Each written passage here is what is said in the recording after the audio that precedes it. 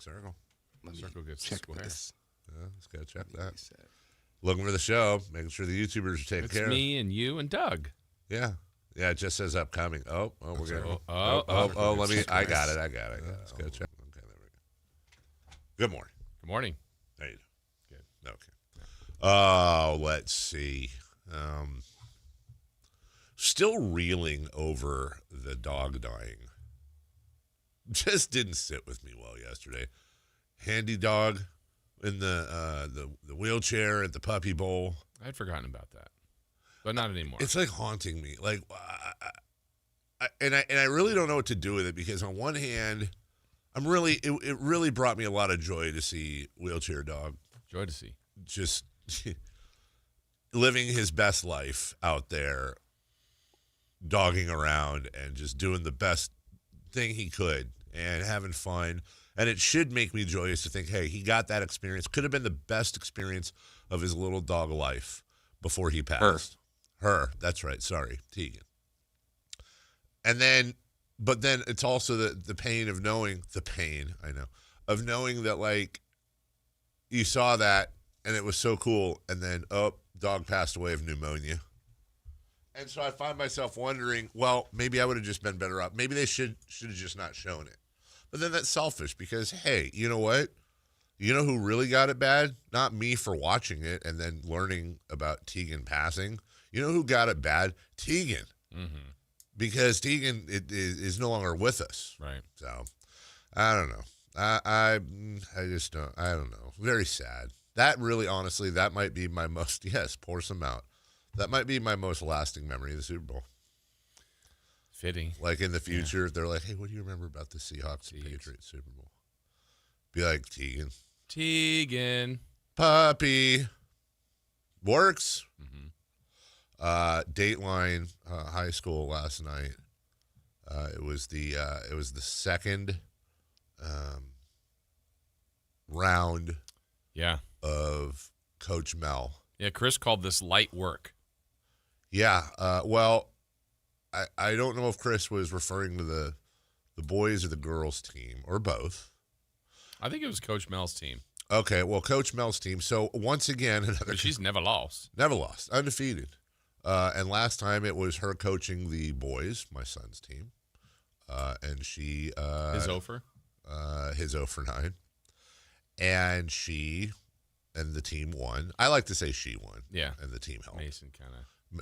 Let's be honest. Mason didn't.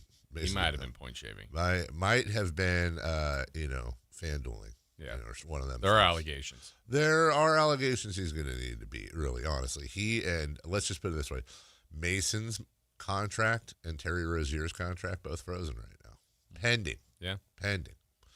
So anyways, my wife, because apparently there's this epidemic of our high school coaches getting ejected from games and then dealing with a subsequent suspension.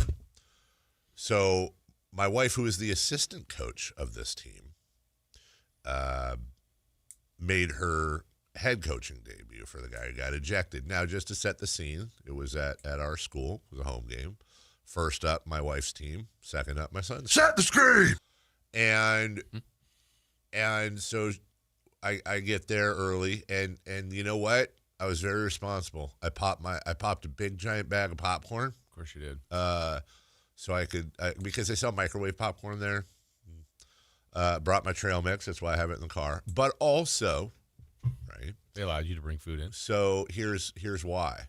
Because I know the snack bar lady, because I fill in with her sometimes, and yeah, I do.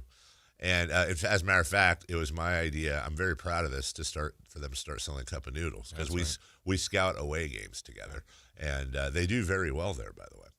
So what I did is I bought 3 waters, so that way I was still contributing. I wasn't just bringing in my own food. Like were the 3 waters for you? Yeah. Well, I wasn't. There was nobody else there. It was just me, but I knew I was going to need water. Okay. So.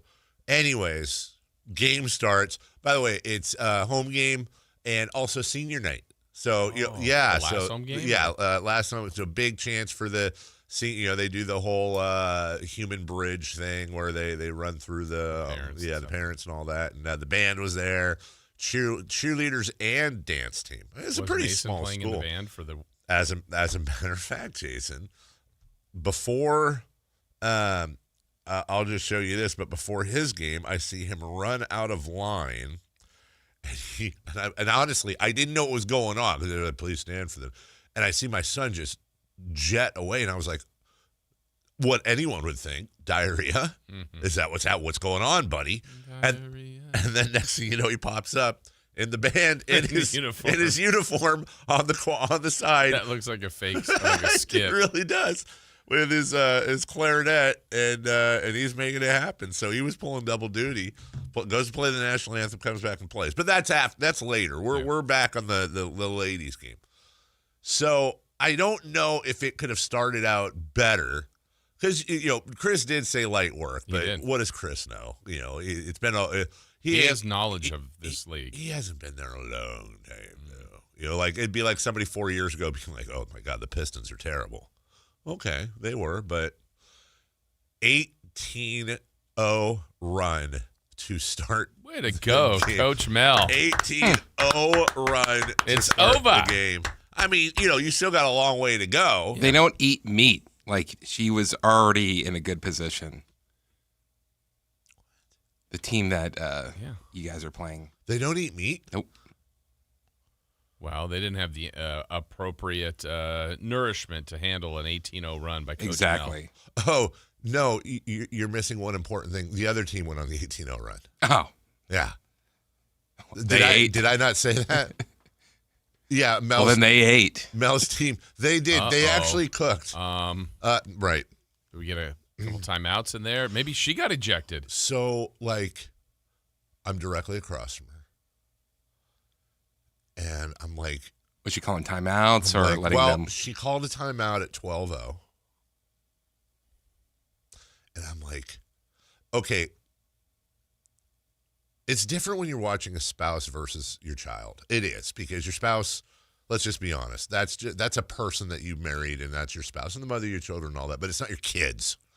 I don't know that I've ever I felt very much like how I feel with my kids, with my wife, I think for the very first time, in the same aspect of totally helpless. I felt so terrible. There was nothing I could do. Time out! Yeah. Hey, coach, get it together. Yeah, I didn't know if heckling my wife was the right move there. It would have been entertaining for me, but I don't think it would have been the right move over in the long run. We talk about micro and macro. Micro, great move. Macro, but I know that this is her nightmare. Was she playing for the top pick? Nightmare. Yes.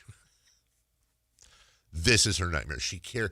I came downstairs Monday morning. I came downstairs because it was like 1 a.m. I wake up. I gotta take a leak. I notice no Mel. Sometimes she'll fall asleep on the couch, and I'll go down and hey, because she'll her neckle. It sucks sleeping on her. I go down. It's like 1:30 in the morning. I go downstairs. She's not on the couch either. And for a second, I'm like, wait, what is going on here? Is she going to see, And then all of a sudden, I see this little light coming from the dining room. I go in there, and there she is in the dark on her laptop. And she'll, watch film and all that. And so I go to see, are you watching film at 1 a.m.? You got to work. No, she's not watching film. She decided on her own for the senior girls. She had all the players on the team fill out these little questionnaires, what's your favorite thing about Sally? What's your favorite memory of Sally? All this stuff. And then she had been gathering photos of these kids all year long, and she was making she's going to go to Walgreens and make these little picture books of here's you in action. Here's what your teammate had to say. Here's your parents with a message.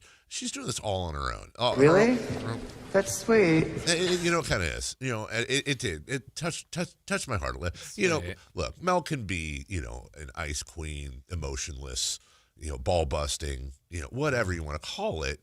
But she really is sweet on the inside. That sounded weird. So, anyways, she cares so much. So I know that this is her nightmare. It's their senior night. It's her chance to coach. And it was 18-0. 18-0 at the end of the first quarter. Shutout in the quarter. A shutout. I don't know if that's a school record, but I don't know that it's not. So at that point, I left at 9-0. Are you kidding me? We don't do losing in our household. Now, so it ended up, you know what ended up happening? The game went on. They lost. They lost by 12. And, I wasn't going to go up to her because she can sniff out phoniness. She is very good at that. I obviously wasn't going to go up to her and be like, yeah, I just got to recover from this one. You failed. Like, of course I'm not going to say that. And I know she wasn't really, although she did use my line apparently at the end of the game with the girls. You did your best. Did you have fun? But I did say, look, you were down 18.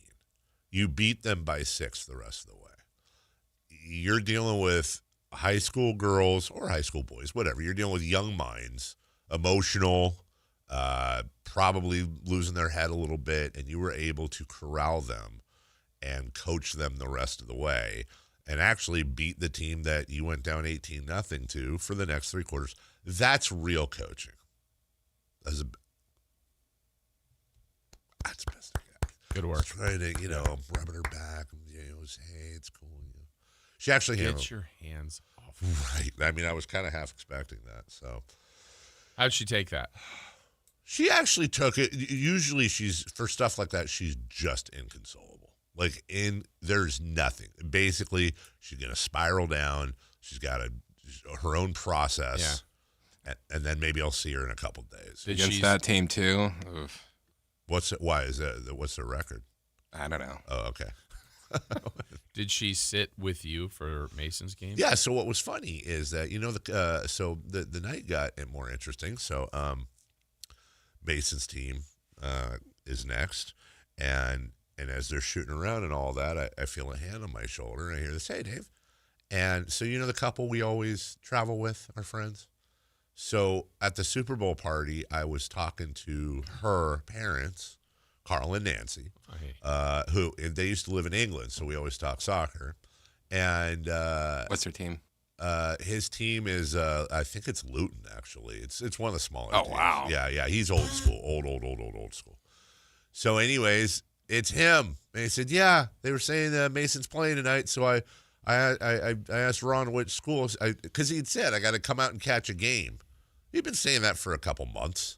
Nobody follows through on it. He came out to catch the game. How cool is that? So our friend's dad sat down next to us, which reminded me, I got to get my dad to a game. And then Melissa eventually came over, and I think it was nice for her to see him there too. And what do you know, man? Mason on the night there was a good team they were playing too. Mason. I mean, you guys made them look good. No, this team had folk. They had some good folks. So 2 things happened. Number 1, the bad, but kind of good. The bad is, so Mason's guarding this kid on the perimeter, and the kid does this crossover. Broken ankles, baby. Mason hit the deck, and the kid hit the 3. And he hit the back of the iron, and then it fell in. So bad, but also good, because we were able to be brutal to him about that. Like when we were in the car, it's like, hey buddy, how's your ankle? Do you need and he didn't get it at first. I was like, do you need I have a brace at home. He's like, I'm fine. What do you mean? I didn't hurt I was like, I think you broke your ankles, dude. And then there was this he's like, bro, it's not cool, man. So that was cool. Whoa. Yeah. Best. Yeah. 4 of 6, 13 points. Was just tickling the twine. But the absolute, for me, as his dad, Mason, and you know that Mason is an 80-year-old man. But at one point, he hits like his 3rd or 4th 3, and the bench gets into it. The kids, they get really into it, right? And so he's back paddling down the court on the side of where the bench is after hitting his 3. And I don't know what it was. I didn't recognize it. But he, like, puts his hand over his mouth. But he did a little move. Mm-hmm. He did a little move. Nothing. He wasn't crazy about it, but just a little something towards the bench. And they literally fell off there because he's the last guy on the team to do it. Yeah. And I was split because on one hand, I don't want that kid. I don't want the kid that's going to be talking trash and Oh my gosh. no, I don't. I want the kid. Like, there was one kid on the other team who blocked. He blocked one of our kid shots or whatever, and he came down and he had feet. Like, the kid was on his back, our kid, and he had his feet on either side of the kid. And he did like the flex. Mm-hmm. I wanted to punch the kid in the face. No, I'm not going to punch a kid in the face. But I kind of wanted to find his dad and punch his dad in the face. Be like, really, is that what you're doing? Is really they're kids? Like, what are we doing here? Same thing was probably said after Mason. That's where the split came from, because then part of me is like, is that bad parenting on my part? But then the other part was like, that's probably the one time, and he wasn't doing it at another kid. He was doing it. He was celebrating with the bench. So borderline, but he had a little kid finishing move. I was very very impressed. So. So they both can't have success on the same night, can they? No. She coaches and wins, and he goes 0 of 9. His team wins, and he has a great shooting night. 0 for 18. She starts 0 for 18. But you know what? That's just part of the experience. That's what's great about sports, isn't it? Is that it's not the Hollywood version. Mason would have had a career high when his mom was coaching. Yeah. It would have made the final game shot. winner. And played beautifully in the band. Absolutely. Maybe had his clarinet on the floor with him and just did both. Yeah. But that's not how it works. That's what his celebration should be. He should shoot the three and go. That's actually pretty good. Throw it from the bench, catch a few bars. And then, That is that.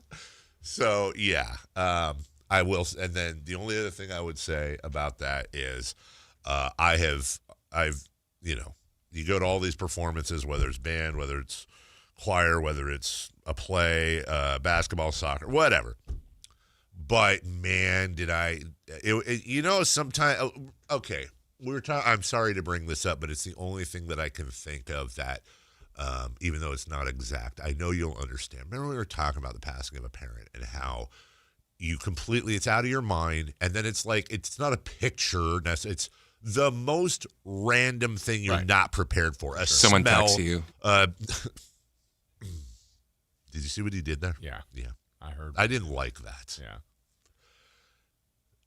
I was not prepared for this, but in the end, at the end of the game, right, they did, it was senior night.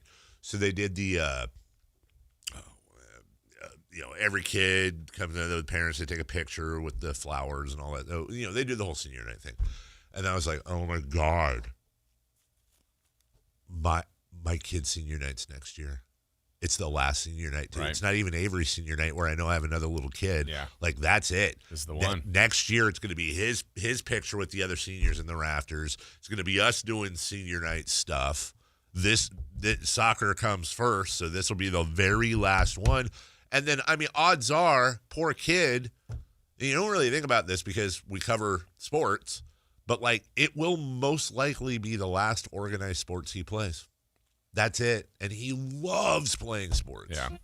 Might be some adult league or rec league and stuff. Yeah, whatever. That's it.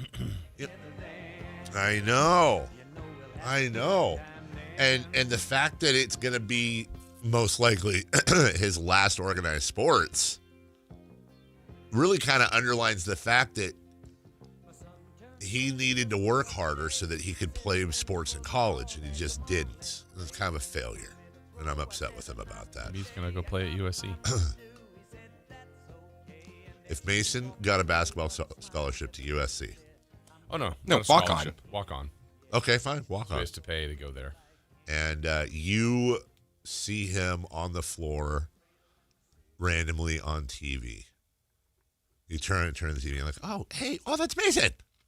Hope he's playing UCLA. Are you rooting against him? You want me to answer that? I think you kind of are. I think the colors outweigh the personal.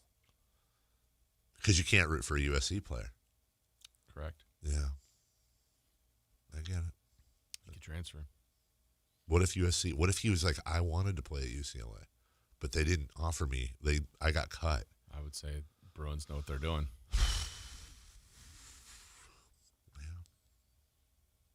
He should. I would say, you know what? Just like his dad said, he should have worked harder. I mean, look, work smarter and harder. I say. And then I would say, did you have fun? Did you try your best? And did you shoot the ball the right way? I'm a tiny bit worried about, and we got a break here, but there is a very real possibility that he gets into like a really good school. His resume is better than Avery's. It's like he gets into a really good school, but then there's like Doncaster State in Wyoming, I don't know, that says, hey, we'd love for you to come play basketball for us.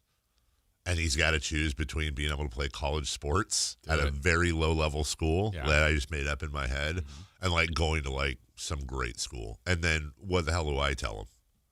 What do I say? What do you tell him? I think I know what I tell him. Dave loves L.A. Dave loves it. I mean, I think I know what the right thing to say is. But I don't want to step on his joy either. Yeah, I know. Where is his joy?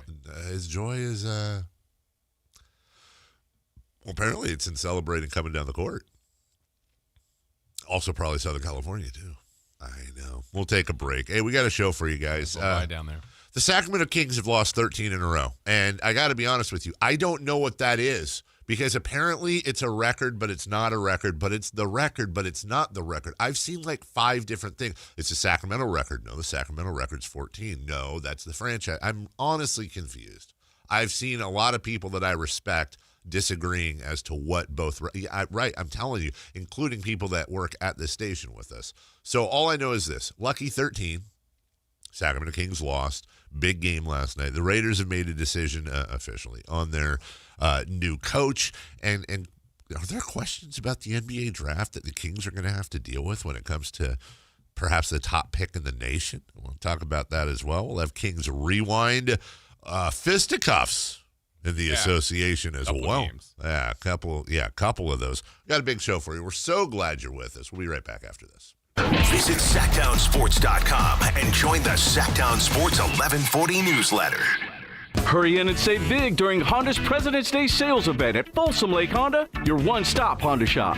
Hurry in and save on our best selection of new Hondas. Each is priced to sell now. Folsom Lake Honda is your one-stop Honda shop for great pricing on a giant selection of new CRVs, HRVs, Civics, and Accords with low finance and lease options. Plus, get an instant cash offer for your trade. Get to Folsom Lake Honda or go to FolsomLakeHonda.com. Folsom Lake Honda, yeah, your one-stop Honda shop.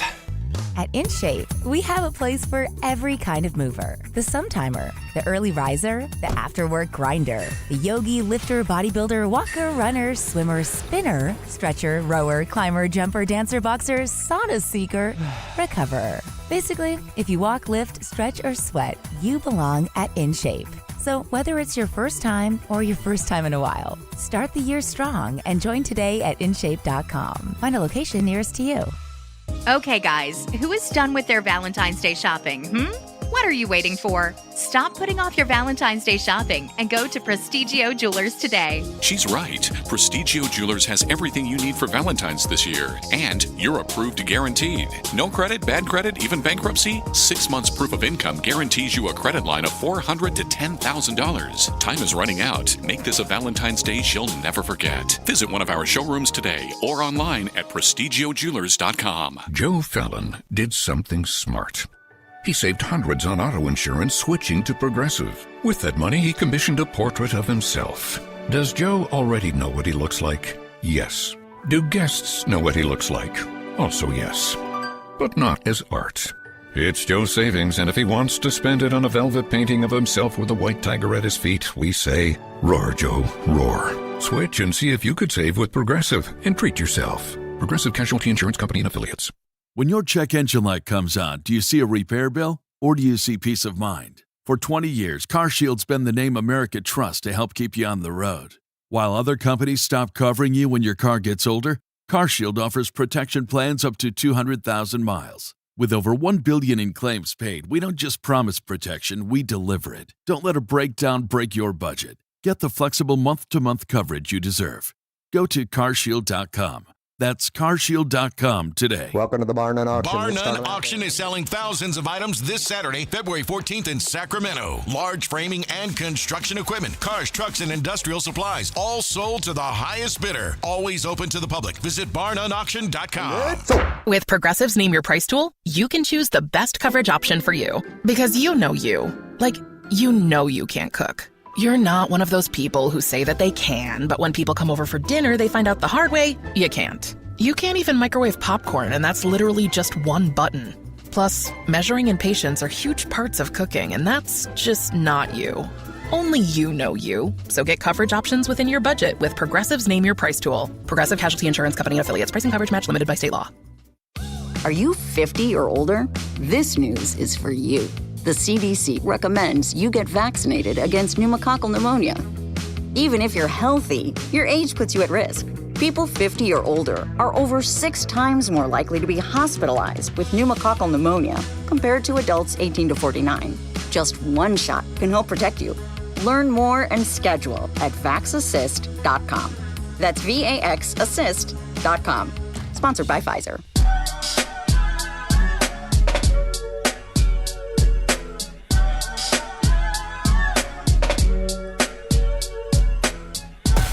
Carmichael Dave Show with Jason Ross. Call or text at 916-339-1140. On Sactown Sports. By the way, I didn't mention this yesterday, but tough weekend in music, and tough weekend especially for 90s and 2000s kids, starting with lead singer of Three Doors Down, passed away. I believe it was a cancer. I think he had spoken about it. I should probably have known this a year or so ago, that he was battling something and succumbed over the weekend. And then Greg Brown, local band Cake. I mean, they're far more than a local band, but still, he passed away as well. So thoughts with their families, and obviously Cake is a staple of the local music scene. One of the most successful Sacramento bands of all times. They were talking about that in the chat. And good morning, everybody in the chat. Hi. Go to YouTube, search Sactown Sports, get in the chat. Also, see clips from the past shows, all 3 of them, or full shows in their entirety, whatever you want. We curate that for you both on YouTube and on the app itself, Sactown Sports app, which you should have downloaded on your phone. Carry us with you. Put Jason Ross in your pocket. Yeah. You're welcome. Put Jason right in your pocket. Also, 916-339-1140 is both your phone number and your text line as well. Well, we've been waiting for it. I think a lot of people might have circled the calendar preseason. Kings, Pelicans. Mm-hmm. This time it was, in fact, for real. It was. It did count. We saw yesterday that the Pelicans were favored by 7.5, and I think the 3 of us were not surprised that the Pelicans were favored, but golly, 7.5, considering both teams are terrible and you never know which way it's going to go. But I think the Pelicans are a lot different than the Kings when it comes to them being bad. They are 15-40, but I feel like they're a 15-40, much like when the Clippers were down in the bottom 5. Yeah. They're better than their record.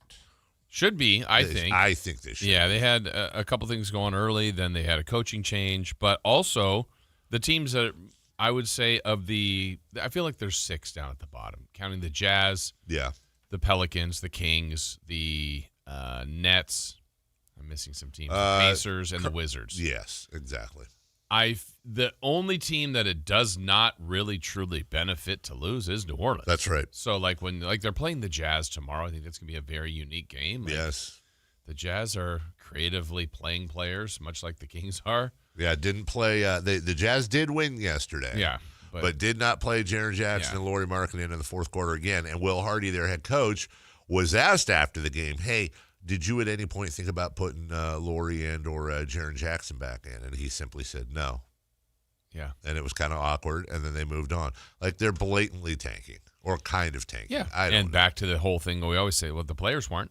The other guys weren't. No. Bryce Sensabaugh hits a big three. Other guys made big plays. So there are players competing. It's just you're making it a little more challenging. Anyway, the Pelicans have no reason to because their pick goes to the Hawks. That's right. So, I Through mean, the Derek they Queen could have trade. the worst record and get the lottery, but that would be awful for them because it's not theirs. Atlanta currently 26-29, making some moves, and they know they're going to have almost certainly a very nice pick in the draft. The Sacramento Kings are currently 2 games ahead of the Pacers for worst record in the NBA. It's funny because the Nets and the Pelicans have both won 2 in a row. The Jazz won last night, so there's a little bit of separation right now. But hey, a long ways to go. The thing about the Pelicans, though, is there was a report that their front office, I don't think the front office ever said this publicly, I could be wrong, but it said something around the trade deadline like, we actually like the players on our team. We're not really looking to make moves. And when you look at the Pelicans roster, Trey Murphy, Herb Jones, Sadiq Bey, who we talked about yesterday. Sadiq Bey has been on fire lately. Zion Williamson, Derek Queen. And then they've got Jeremiah Fears and Yves Missi in the back as their 6th and 7th men. Now, obviously, they're not incredibly deep, and I don't think that's a perfect team, but that's a pretty damn good team on paper. I'm not saying championship, but it's like one of these kids is doing their own thing. I would happily exchange rosters with the New Orleans Pelicans straight across for what they have. And obviously Zion Williamson being healthy is a big, big deal for them. When you look at the Pelicans having 15 wins on the season, the funny thing is that 5 of those wins have come in their last 9 games. So a third of their wins have come in their last 9 games. They took on Sacramento last night. First points of the game. Could that be a possible spoiler alert for a little game we play? I don't know. But here's who scored the first points for the Kings. Back now to Westbrook. Creeps forward at 2-point range.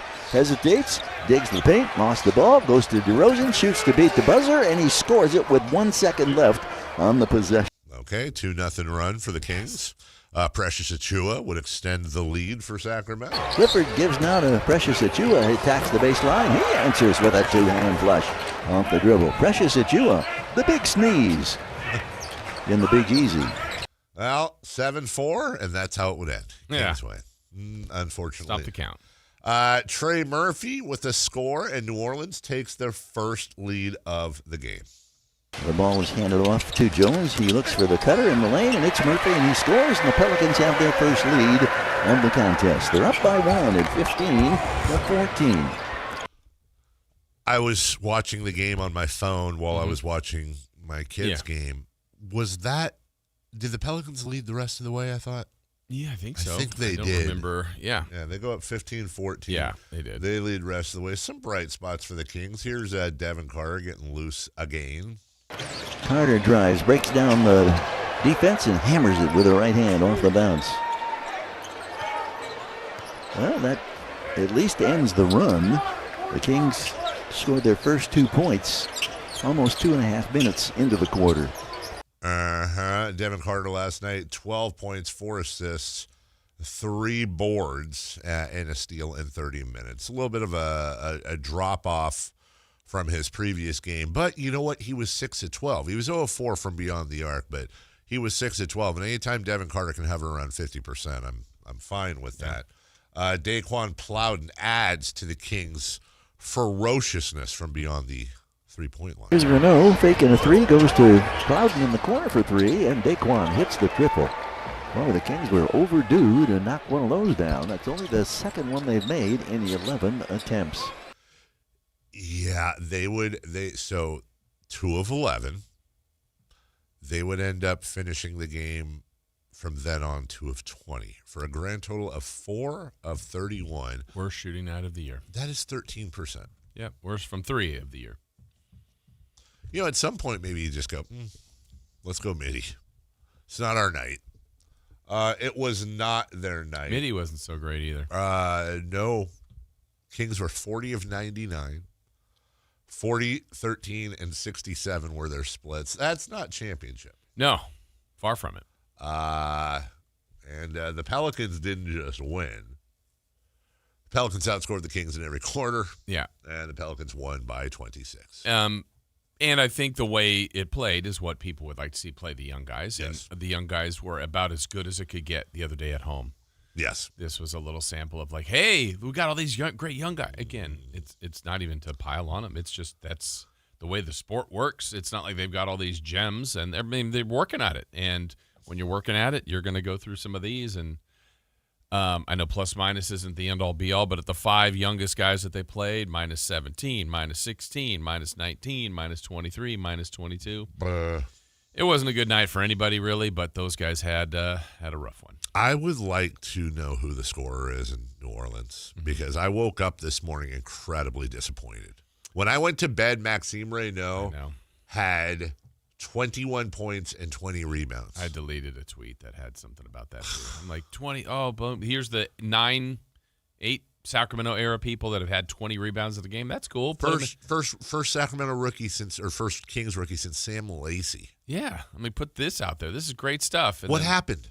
They just said, They showed it first on TV like he was a post-game guest, and it had 19 rebounds. He has 20. I have the box score we printed right after the game. It has 20 on here.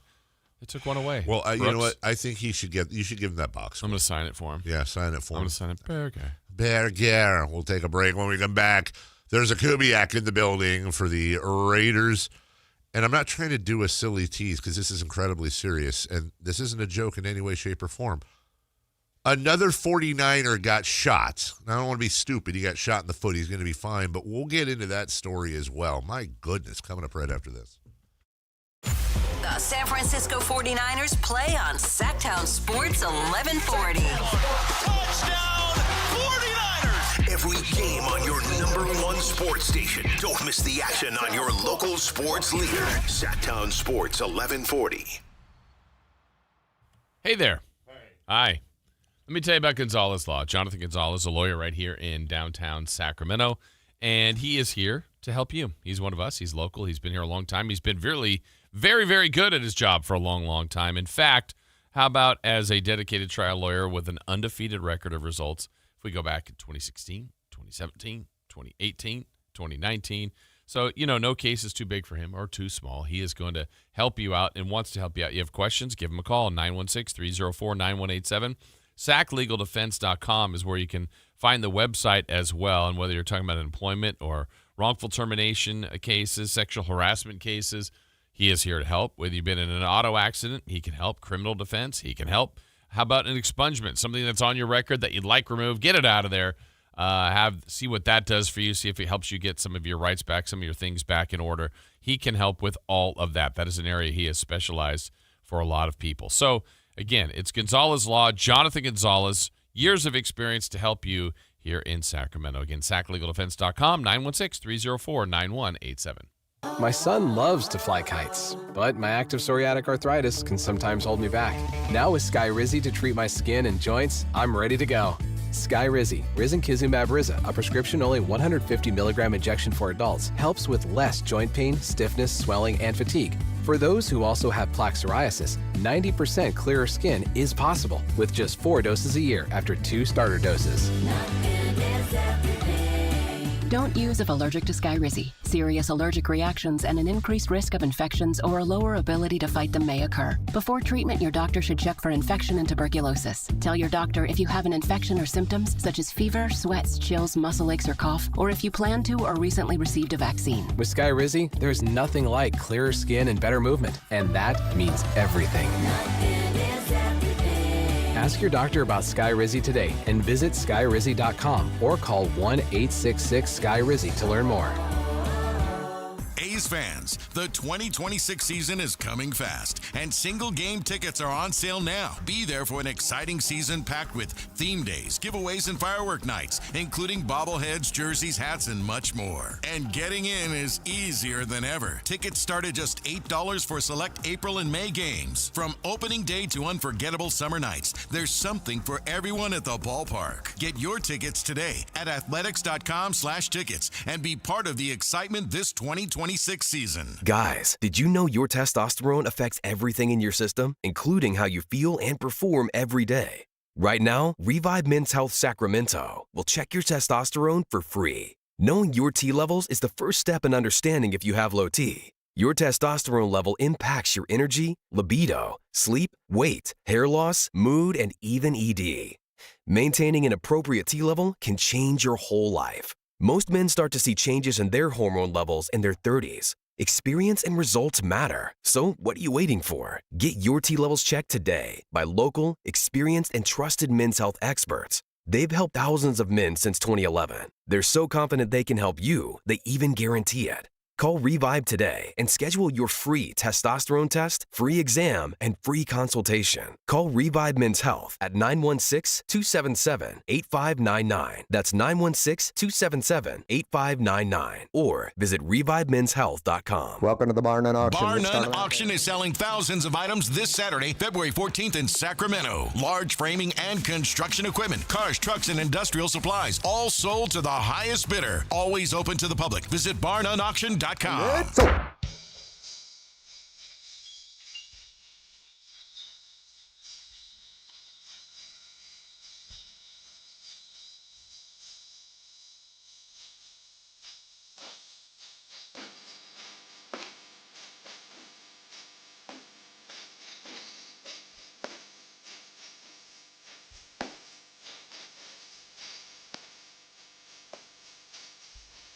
I just had a moment that was incredibly conflicting emotionally. Yeah? I was just watching a clip, and to be honest with you, I don't know enough to know who the athlete is. But it was the fiancé of an Olympic athlete, and it's a crowd shot of him and with family or something watching as his fiancé. I don't even know what the sport was. I mean, I literally saw this like 5 seconds ago, so the audience will probably know. And apparently she did whatever she needed to do to clinch the gold medal, and his face crumples. He's crying in emotion, like he's so proud of her. And the family, jaw-dropping. The family, like, kind of, they all hugged together. It was like a really cool moment, right? It was Jake Paul. I was gonna say, I just saw that up there. Oh, it's not up there? I was like, all right, it's a good moment. And his fiance is American, right? Wait, no. She's not? After all these comments he made the last couple days? Thought he got hacked. Did he say he got hacked? Anyways. You see the Olympics? They cut. This is great about the Olympics. They cut through all the crap. Real moments. That's their slogan. The Olympics. We cut through the crap. We cut through the crap. By the way, I wonder how often that happens. Maybe it happens all the time, but the fact that you had the Super Bowl on the channel that also has the Olympics going on simultaneously with the Super Bowl. That was kind of cool for NBC. It had everything. Yeah. Surprised there wasn't more. Mike Tirico finished the broadcast, goes down to the field and throws the Olympic coverage. Yeah, and then gets on a private plane, got on a Bombardier 2500, they said, right to Milano. And by the way, what are we doing here? Is it Milan or Milano? Alyssa. Is it just, yeah, is that what it is? It's Milan to us, but it's really Milano? Because if it's Milano, I want to say Milano. I don't want to say Milan. Call him what they, his mama called him Clay, I'm going to call him Clay. Is this Milano? Yeah, right. Hey, you see Milano? Yeah, Where's Peter Cetera?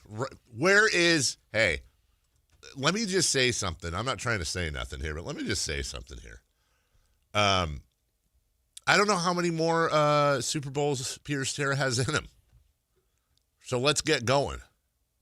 I don't know how old he is, but I'm looking it up right now. All right. Celebrity non-birthday. Yeah, non-birthday. Celebrity non-birthday. I'm going to say Peter Cetera is 73. Chris? Peter Cetera, 81. Oh, no. We have a correct answer. No, we don't. Christopher Laud, 81. He's 81. And that's how you want to be at the Super Bowl. 81. But a beautiful head of hair. No. That's how you remember him right here. You're damn right. That's how I remember Peter Cetera, who, by the way, probably should be pronounced Peter Cetera. Oh, no. Let me see that again. It doesn't look bad. It doesn't look bad. Look at the young picture. We were still at war when he was born. Oh, my God. Okay, I don't think you know what? I don't think Peter Cetera is still that. I think I take that back, because here's what I don't want to see. I don't want to see him like Frankie Valli. I am a man who will fight for your. I don't want to see. There that. was one young man that wanted me to perform at the Super Bowl, and I'm here for you, Billy. I don't want to see it. I don't. I appreciate old people going out on the tour. I do. And I know there's a lot. Hey, and he looks like a Vegas act. Anyways, no tour dates for Peter Cetera. God bless you, Peter Cetera. The balladeer voice of the 80s. If he is going to be at the venue, would you go? Or whatever, okay, somewhere close by. If he was going to be, if Peter Cetera was going to be accessible, I would honestly, I would scout. I would scout because I would go on YouTube and I would find a Peter Cetera live performance, and I would see if it holds up. If it holds up, like, how's Peter doing? Like, I would want to know what Peter sounds like before I see Peter. Here's Peter Cetera in 2017.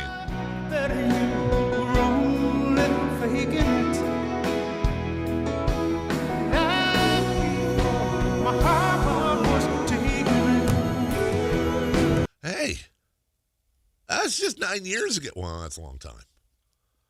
Listen.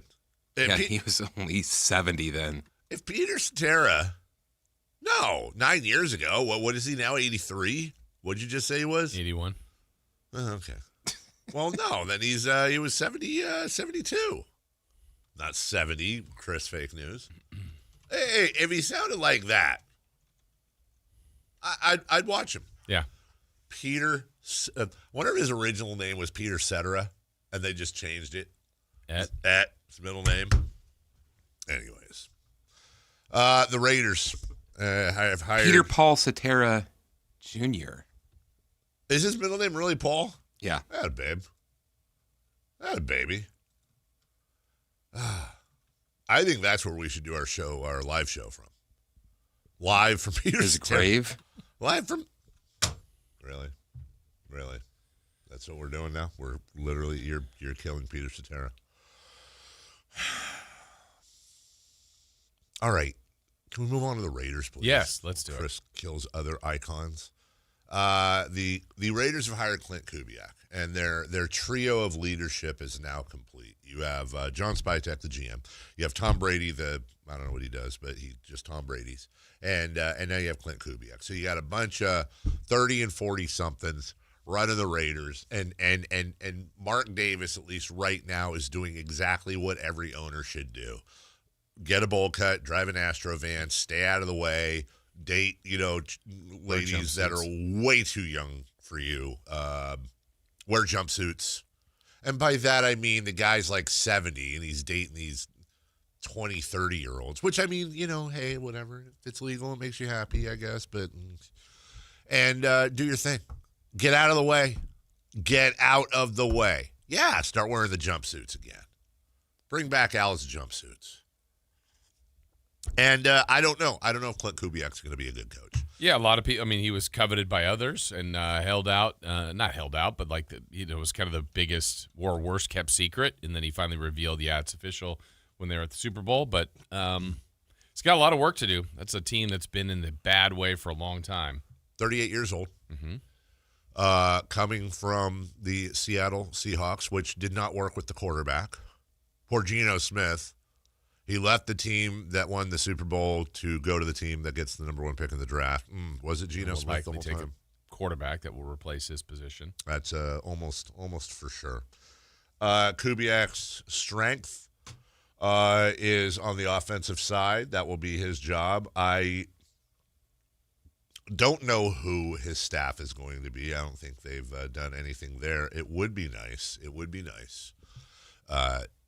for him to hire.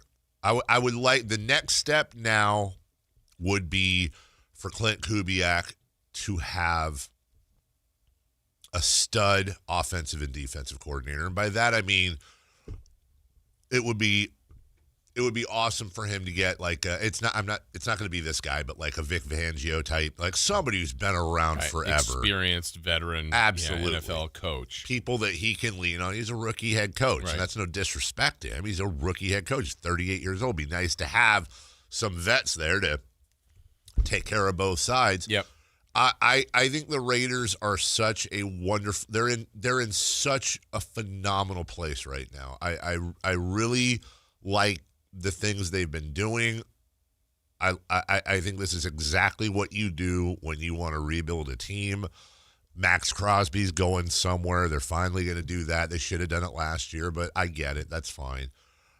They have, I think, the second most cap space, $94 million, and that's before a Crosby move. They have the number 1 pick in the draft and all the subsequent picks after that put them in a great spot. I'm not saying they're going to win a Super Bowl next year, but the canvas is clear. Oh, and by the way, they have Ashton Genty, they have Brock Bowers, they have Mayer, they have some talent. Yeah. So I mean, the most recent team last year was Tennessee, and the Titans had the number 1 pick. They had Cam Ward, and I think by all accounts he did some good things, but they had a terrible record, and that's what happens a lot of times with the rookie. I mean, the Raiders might be here for another year or two in this spot. Might be. You can elevate quicker in football, that's right. But again, it gets back to similar to like we talk about the Kings. They have to draft well. Yes. They have to use that money well. Yeah. Make smart moves, and I thought Pete Carroll was going to work. Honestly, so did I. I admit that I was wrong about that too. Yeah. Yep. I will say it this way. I was probably more optimistic that Pete Carroll would work than I am Kubiak, but that's ignorance on Kubiak. That's absolutely right. And Carroll has a background. Yeah. So he might thrive. Not a lot of players have, or coaches, for the Raiders as of late, but hopefully he does. That's our number. Why can't I get this out of my throat? Sorry, everybody. It sounds terrible. There it is. There we go. Hour number 1 in the books. By the way, Keon White of the Niners was shot in the ankle late Sunday night, early Monday. He underwent surgery yesterday. Not considered to be career-threatening, and the Niners will provide further updates when appropriate. Hey, most important thing is he's safe. Sounds like his career is going to be fine. My goodness, though. That's the second time in 18 months the Niners have dealt with something. Obviously, Pearsall in the chest is a bigger deal, but still, let's just not. That's scary, man. Yeah, it is. So glad he's going to be okay. We'll take a break. Hour number 2, 3 for Madness. There was some malice going on. Malice in Detroit. We'll talk about that. Expansion in the news. And we're also going to have a Kings expansion question as well. We'll tell you what we mean. 3 for Madness to lead off the next hour next. The Sacramento Kings play here. He's got the triple. Sacramento takes the lead. Get your Kings fix all season long right here on your home of the Sacramento Kings, Sactown Sports and SactownSports.com. This is the story of the one. As a safety manager at a manufacturing plant, he does everything he can to keep his coworkers safe. From finding ways to reduce risks to keeping safety supplies in stock. And for that, he relies on Grainger. Grainger offers a broad range of quality products and next-day delivery, so he can always play it safe. Call 1-800-GRAINGER, click Grainger.com, or just stop by. Grainger, for the ones who get it done.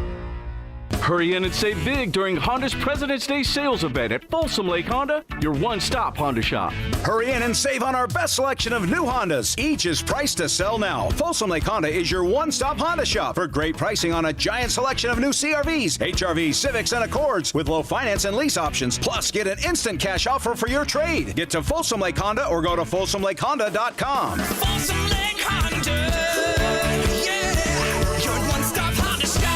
Valentine's Day is coming fast. Don't miss it. At Gazetta Jewelers, it's all about personalized service, expert craftsmanship, and relationships that last. From timeless diamonds to meaningful custom pieces, find a gift that tells your love story. Whether you're 5 or 50, everyone deserves a Valentine's Day. Shop in-store or anytime at GazettaJewelers.com. This Valentine's Day, don't forget your sweetheart. Gazetta Jewelers. Love made personal. GazettaJewelers.com. Running a business takes grit, vision, and a partner who believes in your success as much as you do. At Valley Strong Credit Union, business banking is built around you. The entrepreneurs, the growers, the dreamers powering our community. Whether you need flexible checking, faster payments, or financing to take your next big step, Valley Strong brings local expertise and real relationships to every stage of your business. Because when local businesses thrive, the whole valley grows stronger. Valley Strong Credit Union. Grow your business, grow your future. ValleyStrong.com/business. Welcome to guided meditation. Close your eyes. You're at the beach. The seagulls are calling. You take out your iPhone 16e you got from Cricket and use Apple Intelligence to clean up that selfie you just took. It's a good one. You send it to your friends instantly thanks to reliable nationwide 5G. They're totally jealous. Get iPhone 16e for $49.99 when you switch. Smile, you're on Cricket. Requires new line on the Supreme Unlimited plan. First service charge and tax due at sale. $25 activation fee. Terms and restrictions apply. Cricket 5G is not available everywhere. See store for details. Why'd I go to the doctor? Working on the farm, my heart kept skipping a beat. I didn't think much of it, but my daughters made me get checked out. Turns out I have atrial fibrillation, which increases the risk of stroke about 5 times. Symptoms like irregular heartbeat, heart racing, chest pain, shortness of breath, fatigue, or lightheadedness can come and go. But if it's AFib, the risk of stroke remains. If you have symptoms, contact a doctor. I'm so glad I did.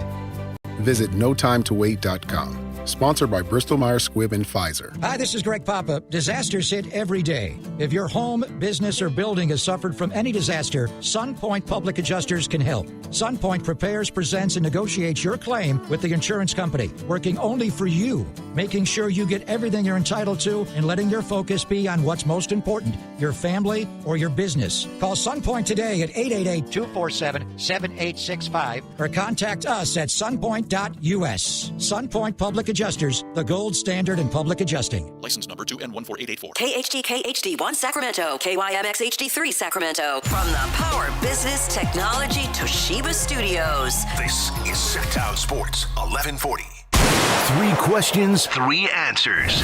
It's 3 for Madness on the Carmichael Dave Show with Jason Ross. Here's question 1.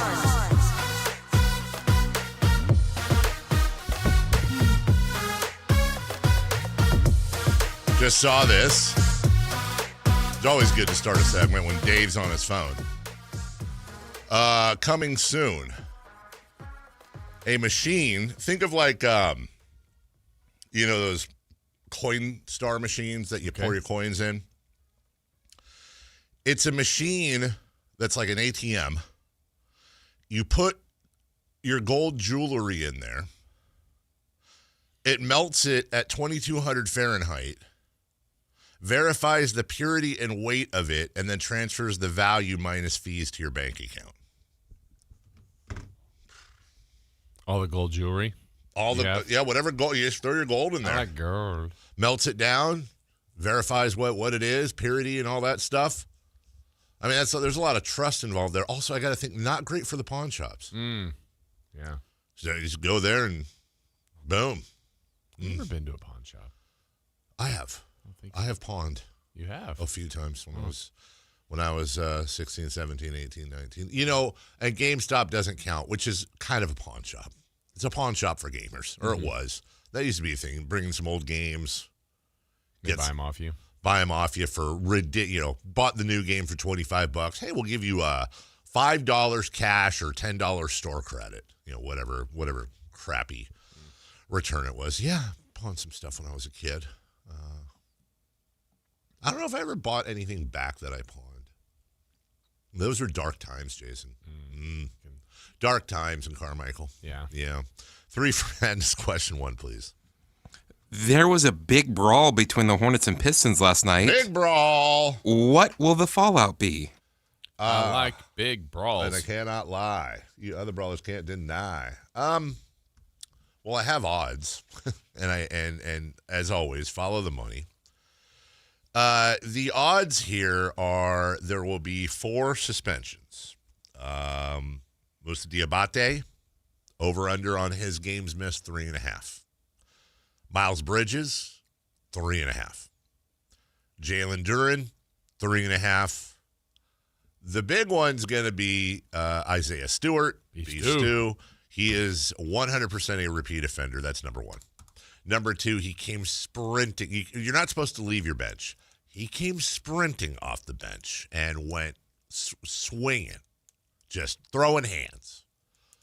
The over-under on games Isaiah Stewart will get suspended is 10.5, which if I'm Detroit, look, you have him for a reason, and obviously he does good things for the Detroit Pistons.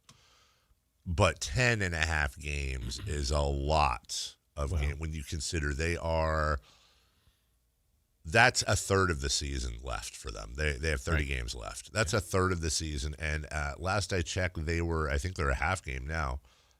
They were a game behind. Yeah, okay, no, they both won. They're a game behind the Thunder for best record in the NBA. That's going to hurt them. It is. But, I mean, obviously the rule is set to be a deterrent. And it's something that I've always found is interesting, that literally if you leave the bench, just leave it. Yeah. It's a game. Well, a repeat offender. And he didn't leave the bench. Like you said, he wanted it. He was fighting. He was going to go. Yes. So, yeah, I think there's more suspensions than 4, though. Like, there were a lot of people that left the bench. Now, again, it might be to be a peacemaker, but you can't leave. You can't. That's the malice in the palace rule. Yeah, and I remember even one years ago with the Kings, I want to say it was with Bobby Jackson and Tracy McGrady in Orlando, and like Vlade, I want to say Vlade and maybe Scott Pollard literally like would have their right foot on the court, and they got a game. Steve Nash and the Spurs in that playoff series. Robert Horry, that may very well have cost the I think it was the Suns. I can't remember which team it cost. I want to say it cost the Suns, but yeah, it was very much the same thing, just for coming off the bench barely. Which I've always felt has been an inequity with the league, but it's to point they don't want things to escalate. That's where it's like someone could throw a punch and miss and get a game. Like you swung at a guy, and someone that got their right foot on the court, they get a game. Like these are the same punishments. I agree with you. But those 4 will definitely get suspended. It's just they'll start counting and looking at video from every which angle. It's like, all right, these were the 10 that were on the floor playing. If anyone else got on the floor, they're suspended. And the Kings had one. This would be years ago. It was Bobby Hurley when they were playing in Indiana against the Pacers. And Dave, what I remember about that, basically everybody on the team got suspended for at least a game. And what they did was alphabetical because you had to have 8 players available. So I think they took like A through K, they were suspended this game or whatever. Yeah. And then that leaves them with 8. And then the second game, the rest were suspended. You're like, oh my gosh, the whole roster got suspended. Yep. So, yeah, there'll be big ones. Here's what it sounded like, the best that we can do here. JD on the dribble. Hard back down on Diabate and a whistle. They're going at it. And Diabate is swinging. Boy, Diabate he's facing suspension here. There is no question about it. Diabate is done. And now Bridges throws a punch. Now Stu just came. Oh man, it's a Donnybrook. And that's Rick Mahorn. There's going to be a lot of fines right now. There's going to be fines and suspensions. Boy, this thing got out of hand. Okay. There are coaches' papers all over the floor. Okay. And I don't know what precipitated it unless Duran said something. It was an earlier play before that. Diabate fouled him. Oh, I see. Duran might be gone because he threw the first one. Duran with an open hand shove to the left jaw. Yeah, Duran face mushed. Yeah. Diabate. Yeah. And you just don't do that. Right. Like, there's a lot of things you don't do, but you really don't do that. And Diabate was absolutely livid. That spark turned. Like, he was hot then. I am also 100% not a fan of Miles Bridges for obvious reasons, but I really wish that he and Stewart hadn't gotten broken up. I don't know if you saw the replay. Stewart went for, he swung his right hand, and Bridges ducked it and had the double leg takedown set up. He had his arms wrapped around Stewart's waist. It was like a perfect MMA move that just needed to be. I think they got hung up on people around them. Would have been very interesting to see how. I will admit this, and I'm not proud of this. I'm not. It's just I'm just being honest, and I always like to ask if there's other people that feel the same way or if I'm on an island. But when I see guys like Draymond Green and Stewart, Beef Stew, that are known for their over-the-line physicality, let's just say that, there's always a part of me that wants to see him get slapped. I'm just being a human. I don't wish harm on anyone as I'm about to wish harm on somebody, but like, could you imagine if Draymond Green swung on somebody and they ducked and just connected a perfect right to his chin in a ball game and literally Jordan Pooled him? Like, I think the sports world would actually explode, like explode. And I think it would have been very interesting to see that play out. That being said, Stewart's gone for a long time. Also, I want to end this part of 3 for Madness by just recalling one of my favorite things in sports, and that is the weird cosmic. I know it's not a coincidence. It's just funny how it works out. Shockingly, the Detroit Pistons are a defense-first physical team that will get in your face and aren't afraid to mix it up. That's like me saying, and shockingly, the Los Angeles Lakers are a fast break style team that's flashy. It's always amazing to me with the way players come and go, generations come and go, this, that, whatever, that there are certain teams in sports that are known for playing a certain way, and it's timeless. Like, when have we ever seen the Showtime Pistons?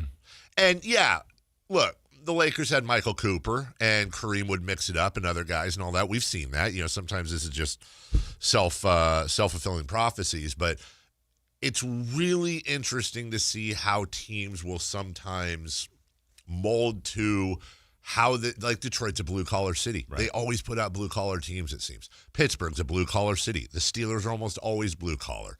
The 49ers, who are defense, don't get me wrong, they have some good defensive teams, but it always seems like the best of the 49ers are those offensive juggernauts. Same thing with the Lakers as well. I've never quite – I think that's more prevalent like in European sports. Fans want their teams to play a certain way. Never really thought of that over here. Yeah. But the Pistons, here they are once again. I would call them the bad boys. Right. But they're the not-so-good boys. Yeah. Right? And ironically, that, like I said, that was Rick Mahorn. That's Rick Mahorn. Probably wanted to get out there, yeah, too. Exactly. Okay. Question 2, please. 2. Sounds like... Yeah, it sounds like you need to clear your throat, pal. Sounds like owners will vote on expansion in the NBA this year. Any surprises? No. Sounds like it's going to be Seattle and Vegas. By the way, what a great year for Seattle. Let's talk about it. Chris is... Your thoughts, Chris? They win the Super Bowl, and within the next calendar year, probably a lot sooner, they're going to be awarded an NBA expansion team. Just proves that the worst people always get rewarded. Telling you. Mariners, too. Mariners doing great. Great year for Seattle. Hey, Chris, let me ask you a question. I want you to give me a serious answer. Do you think the NBA should be in Seattle? No. Tell me why. Because they didn't keep their original team. Would you feel that way if the Kings had moved to Seattle? Yes, I would feel that Seattle doesn't deserve a team. No, but would you feel that Sacramento should get another team? Yeah. So if the Kings had left for Seattle or Virginia Beach or Anaheim, and we were sitting here, years removed from it, and there was this opportunity, I said, hey, do you think the NBA should be in Sacramento? You would say no, because they didn't keep their original team? No, I'd say that the Kings do deserve it. Sacramento does deserve a team. But they didn't keep their original team? Yeah. What? Because it was stolen from them. But Seattle's team wasn't stolen? No. Their basketball team was trying to get away from awful, awful people and ended up in Oklahoma City. Oh, okay. I mean, yeah. Think about your favorite people from Seattle. They're from Seattle. They don't live in Seattle. I like, what's his face? Jason with Sonic Skate. He's a nice guy. He's from Seattle. I like Dave Softy Mahler. He's from Seattle. Do you, though? when they come on, they're like, we deserve so much. They're not even happy that they won the Super Bowl. They're like, oh, I'm so happy we won the Super Bowl. We deserve the Super Bowl because we're so great. We're the 12th man. I mean, I can't really argue that part. I'm going to give him that point. Nobody else has a 12th man. We're the 12th man. I'll concede the 12s. I'll concede that. I'm happy the NBA will be back in Seattle. I don't know how it's going to work in Vegas. Now you're going to have football, basketball, baseball, the WNBA, and hockey, amongst UNLV and all that. Everything else, and just Vegas. And Vegas, I think it's going to do great. I will ask, and then some realignment needs to happen. I think it has to. The only way it works is with an expansion team in Vegas. You mean as far as opposed to moving a franchise? Yeah. Well, I'm not disagreeing with you. I'm just curious why. It feels like there's the connection to the Knights. There's a real connection with the Aces. Yeah. Which is, again, another reason why John Fisher should do one nice thing in his life and just let go of the A's IP, which, by the way, he can't, as of right now, he can't trademark anyways. Let go of the Athletics, give it up, and call them the Las Vegas Neons or something. I don't know. Slot machines, whatever. Call them that. Make it the own thing. Is this? Yeah, I mean, we're assuming Seattle's in, right? Are they going to be the Sonics? Is it just yes, 100%. They'll want that, right? 100%. Supersonics? I think so. Yeah, because they still the Clay Bennett. Yeah. Say what you want about Clay Bennett, and you can say a lot about Clay Bennett, but that was he saved the Kings. He kind of did. That was one of the things they did was, hey, Sonics they're yours. Like we're not doing that over here. Sonics are yours, and all the Sonics stuff is in a locked trunk somewhere, banners, whatever, and as soon as it ends up in Seattle, I'm telling you, it's going to be a celebrate. Honestly, I'm not entirely sure. Like, if we're going to Vegas right now, I hate bringing this up, but if we're going to Vegas right now and you had to bet who will make the playoffs first, the Sonics or the Sacramento Kings, I don't know how I would bet because that is going to be a massive celebration in Seattle. It's a great basketball town. They never should have lost their team. I'm happy to see it. Also, I would like to provide this annual reminder anytime we talk about this to not just everybody here, but anyone on social media. There will be one Western Conference team moving east, not two. It's a mistake I see a lot. You're gonna have the two here, Vegas and Seattle, and then you will move one to the east. And I'm very curious as to who that will be. And a lot of I've seen, as far as the furthest east, I believe it's Memphis. Yeah. But I think Minnesota makes the most. Like it could fit in that Chicago, Indiana. I agree with you. I do. Just kind of that. What about New Orleans? Aren't they the first? Is Memphis? Yeah, Memphis is further east. You're right. So, but like Memphis, New Orleans, the Texas team. I don't know. But yeah, move one of them, and these two would come in as expansion into the Western Conference. Expansion's pretty tough. I imagine Vegas would go into the Pacific. Well, I would think they'd have 4 divisions. Oh, you think? Okay. Don't you think? Yeah, you're probably. Because you'd have 16 teams in the West and the East. You could either have 5, 5, 6, or 3, 4, like the NFL does. Yeah, so you go 5, 5, 5. Everybody has 5. Everything's 5 right now. So yeah, you'd have to. So if you 5, 10, 15, 16, 17. So you would have no 16 and 16. Yeah. I'm sorry. So you get 4 divisions. 4. No, I agree with you. Actually. Or do you have, like I said, a 5, 5, and 6? Well, but if you did the West, what would be your 4? You could keep the Californias. I think that's exactly what you do. So you go Lakers, Warriors, Clippers, Kings. Okay. There's your Pacific. Okay. Kind of your North. I mean, could you have like a Denver? You probably have like Denver, Vegas, Seattle, Portland. Yeah, I think that's right. And then what? Phoenix goes with the 3. Yeah, Phoenix, San Antonio, Dallas, Houston. You go San Antonio, Dallas, Houston. So you have 3 in Texas, and then probably Phoenix. There's your 4. And then you get what? New Orleans, Memphis.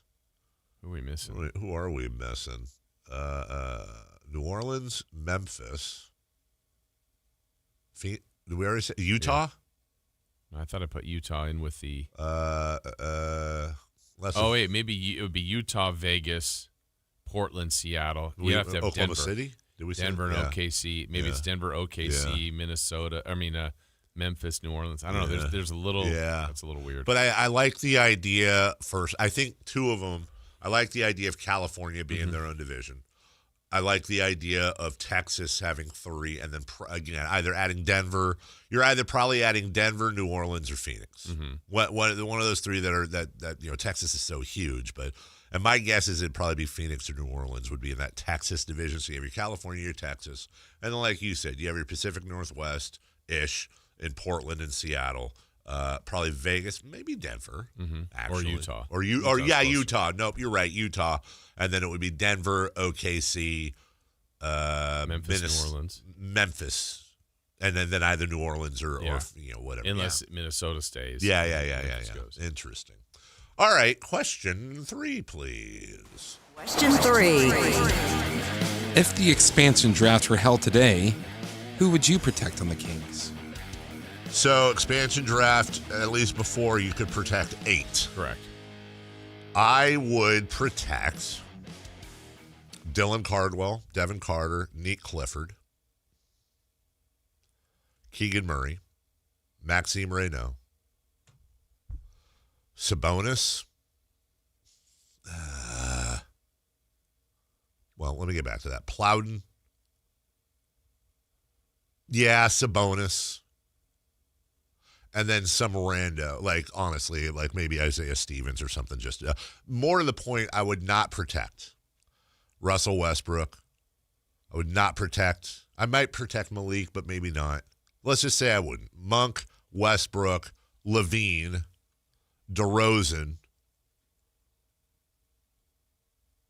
Yeah, I would make sure those guys are unprotected. Like for the exercise, are we saying literally today or at season's end? Because I honestly don't know the rules. Like Westbrook, meaning is he be a free agent? For the exercise, it's today. Okay. Yeah. So then, I think the point I actually would put all the veterans out there because this was a thought way back when Charlotte was coming into the league and the Kings had a really good team, and it was who are they going to protect? And one of the last 2, it sounded like it was between Darius Singila and Gerald Wallace. Yeah. And they elected to keep Singila. I remember saying way back when, because I think it was after Weber's injury, I said, and he was the highest paid, it was a huge risk, but are the Bobcats going to take Chris Webber? Right. I mean, are they really going to take him after a knee injury and whatever he was making at the time, which was a high value? Right. Also, the message it sends. Right. You got to worry about that, too. So that was a thought, but it was okay, they never thought about that. But, if you put Levine, Sabonis out there, they could grab them, but then also you're $48 million less on your team. That's the point. First off, I don't think Levine gets. I wouldn't do it. I would be shocked if Levine got grabbed. The only reason I'm on the edge about Sabonis is because I think you'd lose him for nothing. You lose him for nothing, and I think they can get something for him. You literally lose him for zilch. Right. And next year's, again, kind of a free year. It doesn't matter if he's on the books or not this summer or next year. I feel like I don't think they can get something for Levine. I don't think they can get something for DeRozan. So you'd almost be, and I could see them taking a DeRozan or a Monk or whatever. Yeah. But it comes down to you want to protect anyone, I think, young, and then you want to protect anyone that you think can flip for something. So in that case, I think the toughest ones are probably DeRozan, Monk, and Sabonis, because I think those are the 3 there's not going to be a market for Levine. Unless, maybe next year. Maybe, right? and then are you waiting for that? Then we've got, and probably the only team that's dumb enough to do it would be the Bulls, and we just keep trading them back and forth because you're either the Kings or the Bulls are the only teams that you think will grab Levine. It would be interesting though. I want to see, and once this happens, or we get really close to it happening, someone's going to do a nice big fat think piece. And they're going to list, if the draft happened today, here's who we project. I think the NBA is so full of talent right now.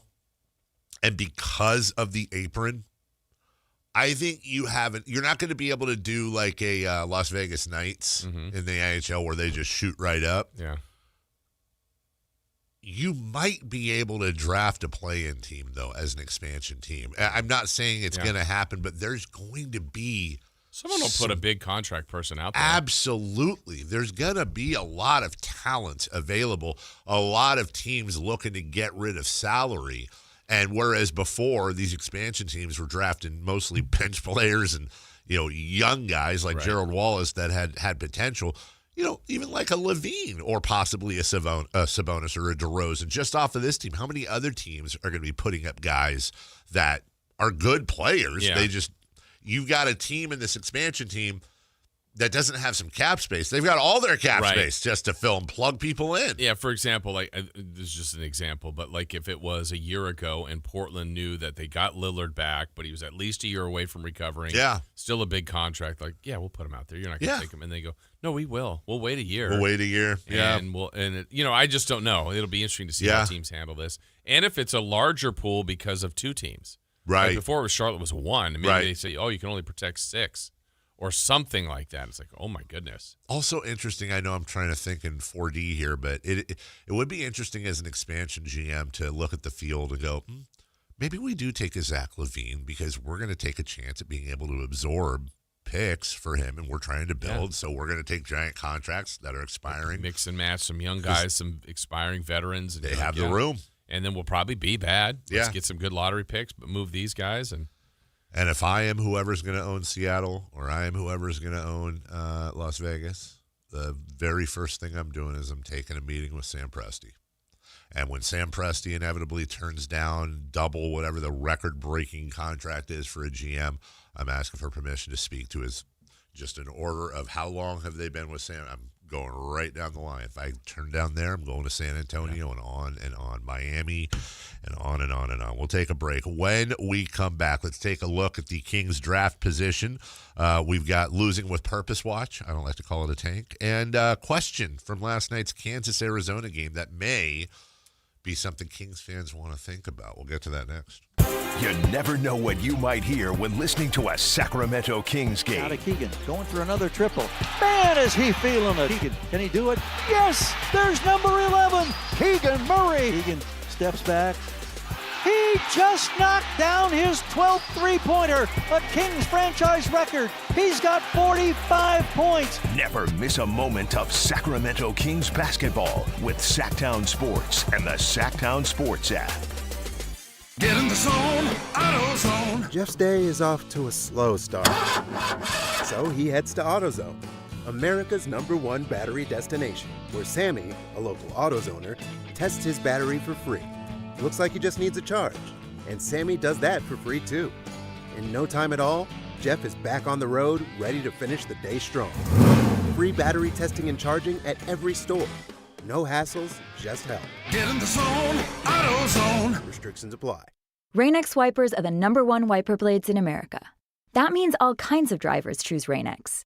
Big drivers in small cars choose Rain-X. Small drivers in big cars choose Rain-X. Drivers with long hair and short commutes choose Rain-X. Drivers with short hair and long commutes choose Rain-X. Drivers with pets on board, babies on board, and bored babies on board choose Rain-X. Basically, drivers who love a clear view of the road all choose Rain-X wipers, the #1 wiper blades in America. Welcome to the Bar None Auction. Bar None Auction is selling thousands of items this Saturday, February 14th in Sacramento. Large framing and construction equipment, cars, trucks, and industrial supplies, all sold to the highest bidder. Always open to the public. Visit barnoneauction.com. This message comes from Viking, committed to exploring the world in comfort. Journey through the heart of Europe on an elegant Viking longship with thoughtful service, destination-focused dining, and cultural enrichment on board and on shore. With small ships that bring travelers closer to the destination, there's more time to explore. And every Viking voyage is all-inclusive, with no children and no casinos. Discover more at Viking.com. I know that hiring can be challenging. You need someone to match your role perfectly. Well, now you can meet them fast on ZipRecruiter. Build your team, build it sooner. Meet your match on ZipRecruiter. Just head to ZipRecruiter.com/free right now to try it for free. That's ZipRecruiter.com/free. Meet your match on ZipRecruiter. Try it free. If your business depends on reliable vehicles, it's time to upgrade your fleet at myelkgrovechevrolet.com. We specialize in fleet pricing, bulk discounts, and fast approvals, so your team stays on the road and on the job. From work trucks and vans to fuel-efficient sedans and SUVs, we have the inventory, service, and financing to keep your business moving. Call or visit myelkgrovechevrolet.com today and ask about exclusive fleet savings. myelkgrovechevrolet.com. Driving business forward.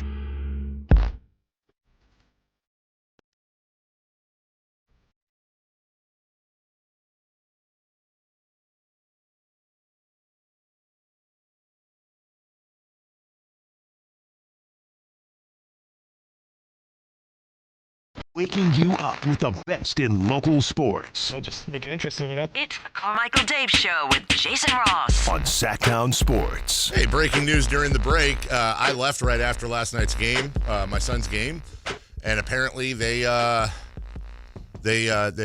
conference champions. Clinched it last night, so there was net cutting. Oh. And my wife got video, and then because she coached a game, the head coach let her cut a piece of the net too. Nice. So they both have little pieces of net. Now, here's my question, though. Apparently, they are co-champions with another team that's beaten them twice. There are only 2 losses in the league, but I guess they also – and I thought the tiebreaker would be, but it's not. Do you cut down the net for being co-champions? Do you still get the same little pennant you hang? Does it have to say co-champion? Yeah. Yeah? It does have to say co-champions? No, No. You're champion. Yeah, I guess so. High school, right? And by the way, I checked in. My son's ankles are fine from getting broken by that one kid. Dropped him. The other 3. But you know what? They got the win. They got the win. And he did a little celebration. Anyway. Careful with that arm positioning. No, I'm thinking, wait, how was my... Tell me in my ear what that looked like. Oh, really? Well, that wasn't my... That's not his celebration, Chris. Yes. That's why I said careful. Okay. Good morning, everybody, and welcome in, and hello and hi. From the 209, what happens to the contracts in an expansion draft? Do they follow the player? They absolutely do. Yep, everything. Player's gone, contract's gone. That's why the appeal would be to put someone with a big contract out there. 1, to see if they would take the bait. 2, if they do, then they're off your books. Wendell checking in on the chat. Fire Doug. Good morning. Wow. I see that every once in a while. I saw that yesterday. Why? Because they're losing, Dave. Oh. Because of Doug? Yep. Clearly his fault. And by the way, this isn't a full-throated defense of Doug either. My opinion remains the same as it has all year. Is Doug Christie a good coach? I don't know. But I don't think anybody could coach this team. Right. And what's Pop doing with this team? Yeah, that's what we said. What is Greg Popovich? What's Spo? What's Daniel? What are you adding? Maybe think that through. I understand it is a fan reflex. We all think it to, team sucks, fire the coach. Follow the thought through. Doug Christie has been relieved of his duties as of this morning after the Sacramento Kings lose their 13th straight game. Mike Woodson will take over as the interim coach for the remainder of the year. Whatever. Or no. Hold on. Perfect world. Mark Daniel has decided in a shocker to leave the Oklahoma City Thunder and come pick the coach. Pick whatever coach. Think of the coach that you think is the best coach in the NBA. And let's say in this world that the Kings fired Doug this morning and somehow have cut a deal with that coach. Let's walk that thought through now. Coach comes in. How many extra wins are they going to add? I mean, honestly, how many? 2? 5? 7? I don't know if any, but it's specifically now the rest of the way. Right. Like, get used to what we saw last night. Yes. Limited minutes or Yes. less minutes from veterans, Yes. which is appealing to some, and that's okay. Yes. And more of the younger guys. Yes. Yes. I don't know how many more wins they're going to have. There is literally, absolutely, positively 0.0% logic in firing Doug Christie right now. There's none.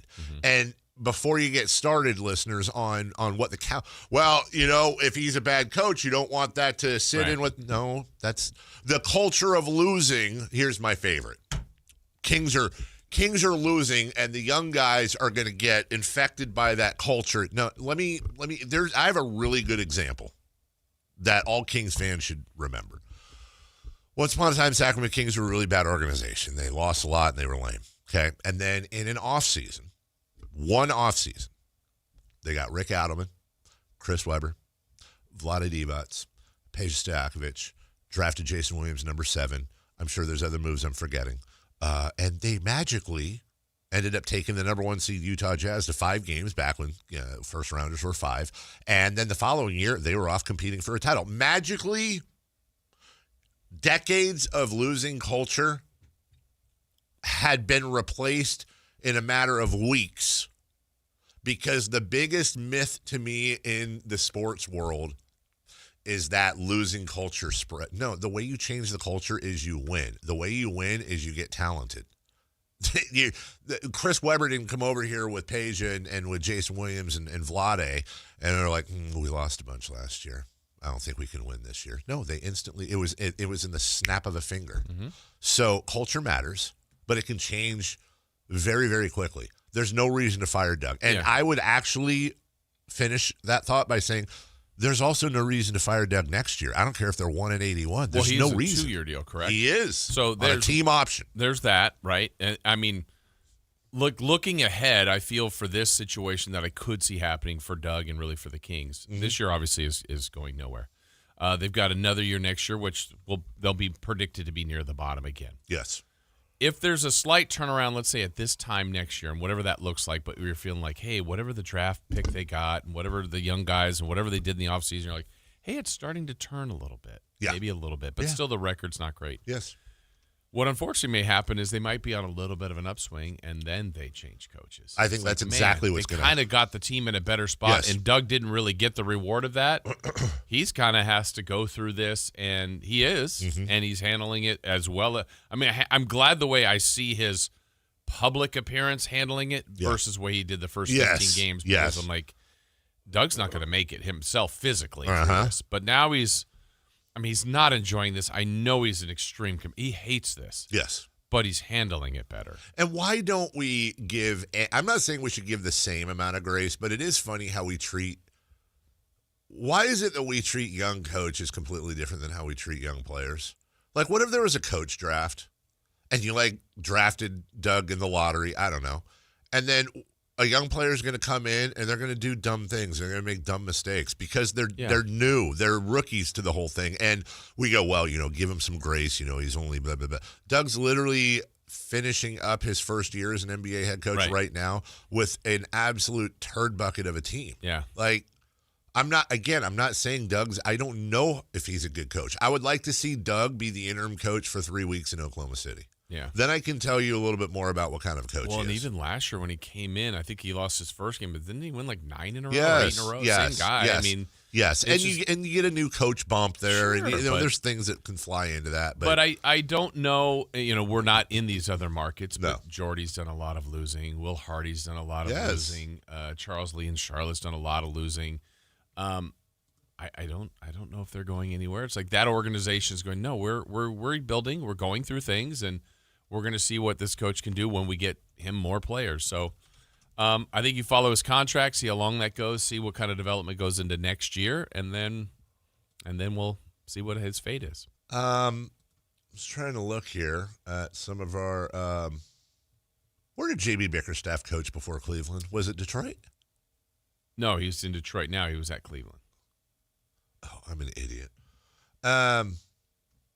And then Kenny, this is a way outdated list. I'm trying to look at a list of current NBA coaches and look at examples of coaches doing really well right now with good teams that have been on terrible teams before where they've been the head coach. And there's plenty of examples. Yeah. So many that I can't think of one right now. But it's like the inverse of what we talked about with Greg Popovich in his last 4 or 5 years with the Spurs when they were terrible. They were a bottom 3 team in the league. Did Pop just forget how to coach? Right. The only thing I've seen on the chat or the text line, I said 0.0% chance or 0.0 logic in firing Doug Christie before the end of next season. The only thing that somebody brought up that actually tickles me a little bit, that where I understand where they're coming from, is there a chance that basically Doug is a bullet sponge and may sidetrack his coaching career before it even starts and ruin his coaching name because he's going to be associated with 2 years of a Kings team in which they're let's say a combined 30 and God knows what, and then now all of a sudden in 2 years he's 100 games under 100 games under 500 to start his coaching career. And you're like, okay, well, or no, I guess around that. Like, I am very sensitive to the fact that I don't want to see what happened to Vlade Divac's happened to Doug Christie. Well, I'm really sensitive. I don't to either. that. I don't want to see that either. But I'm thinking, let's just play that out and say it's 2 years here and whatever the 30 and 70. I'm just making up a number. Yeah. If we all kind of agree this is the spot he's a head coach, that 30 and 70 doesn't lead to, hey, Charlotte's looking at him. Right. Milwaukee's looking at him. No, it doesn't. Yeah. It would be really hard he'd have to work through the assistant coaching a long rankings time. again and then go, hey, no, we really like him. We like what he does. He had an unfair lot in Sacramento. Now he's going to be our head coach after X amount of years on the bench at this place. And I don't think Doug has ever coached professionally outside of Sacramento, has he? No. Am I missing something? No, he trained guys and stuff. He may have to go to college. Maybe. And by the way, I think Doug would be a phenomenal college coach. But on one hand, and I mean no disrespect, I don't think any other NBA team would have hired Doug Christie in the offseason as their head coach. So on one hand, what an opportunity. Of course he's going to take it. Yeah, he's going to do the best with it. But he's in a no man's land right now. He really, truly is. And I just don't want to see that. Like, well, I see the this offseason is important for him, not in the way but like what Scott Perry does. Yeah, but the problem is I don't think it's going to get much better next year. I'm happy to be corrected. Right. I don't think it's going to get much better next year. And then I think they're going to bring in Tom Thibodeau the following year. That's what I think is going to happen. I'm probably wrong. We'll take a break. When we come back, as always, rain or shine, win or lose, we're going to go back and with a smile on our faces, look at the 13th loss on the road for the Sacramento Kings. It's Jason, it's Chris, it's Kings Rewind next. Listen to the #1 sports lineup in Sacramento. The Carmichael Dave Show with Jason Ross, Matt George, and Kayla Anderson. The Drive Guys with Kevin Gleason and Alan Stiles. Every weekday live and local 6 a.m. to 6 p.m. Online at SactownSports.com or download the app right on your phone. Your #1 source for all your Northern California sports. Sacktown Sports 1140. At Stockton Honda, we know how to honor a great deal. Like right now during our President's Day sales event. Whether you're shopping new or pre-owned, you can find star-spangled savings on some of our best models. Why not stop in today and see for yourself? Come celebrate at Stockton Honda and get huge savings on our giant selection. Plus top dollar for your trade. Anytime, anywhere, it's all here. StocktonHonda.com. Join Sactown Sports downtown before every Kings game and pick up an In Shape Fitness Kings Rally towel while supplies last. If you walk, lift, stretch, or sweat, you belong. Start the year strong and join today at InShape.com. Guys, your testosterone level impacts your energy, drive, weight, hair loss, and even ED. Revive Men's Health Sacramento will check your T level for free. For your free T level check, exam, and consultation, call 916-277-8599 or visit ReviveMen'sHealth.com. Okay, guys, who is done with their Valentine's Day shopping? What are you waiting for? Stop putting off your Valentine's Day shopping and go to Prestigio Jewelers today. She's right. Prestigio Jewelers has everything you need for Valentine's this year. And you're approved guaranteed. No credit, bad credit, even bankruptcy? 6 months proof of income guarantees you a credit line of $400 to $10,000. Time is running out. Make this a Valentine's Day she'll never forget. Visit one of our showrooms today or online at prestigiojewelers.com. Welcome to the Bar None Auction. Bar None Auction is selling thousands of items this Saturday, February 14th in Sacramento. Large framing and construction equipment, cars, trucks, and industrial supplies, all sold to the highest bidder. Always open to the public. Visit barnoneauction.com.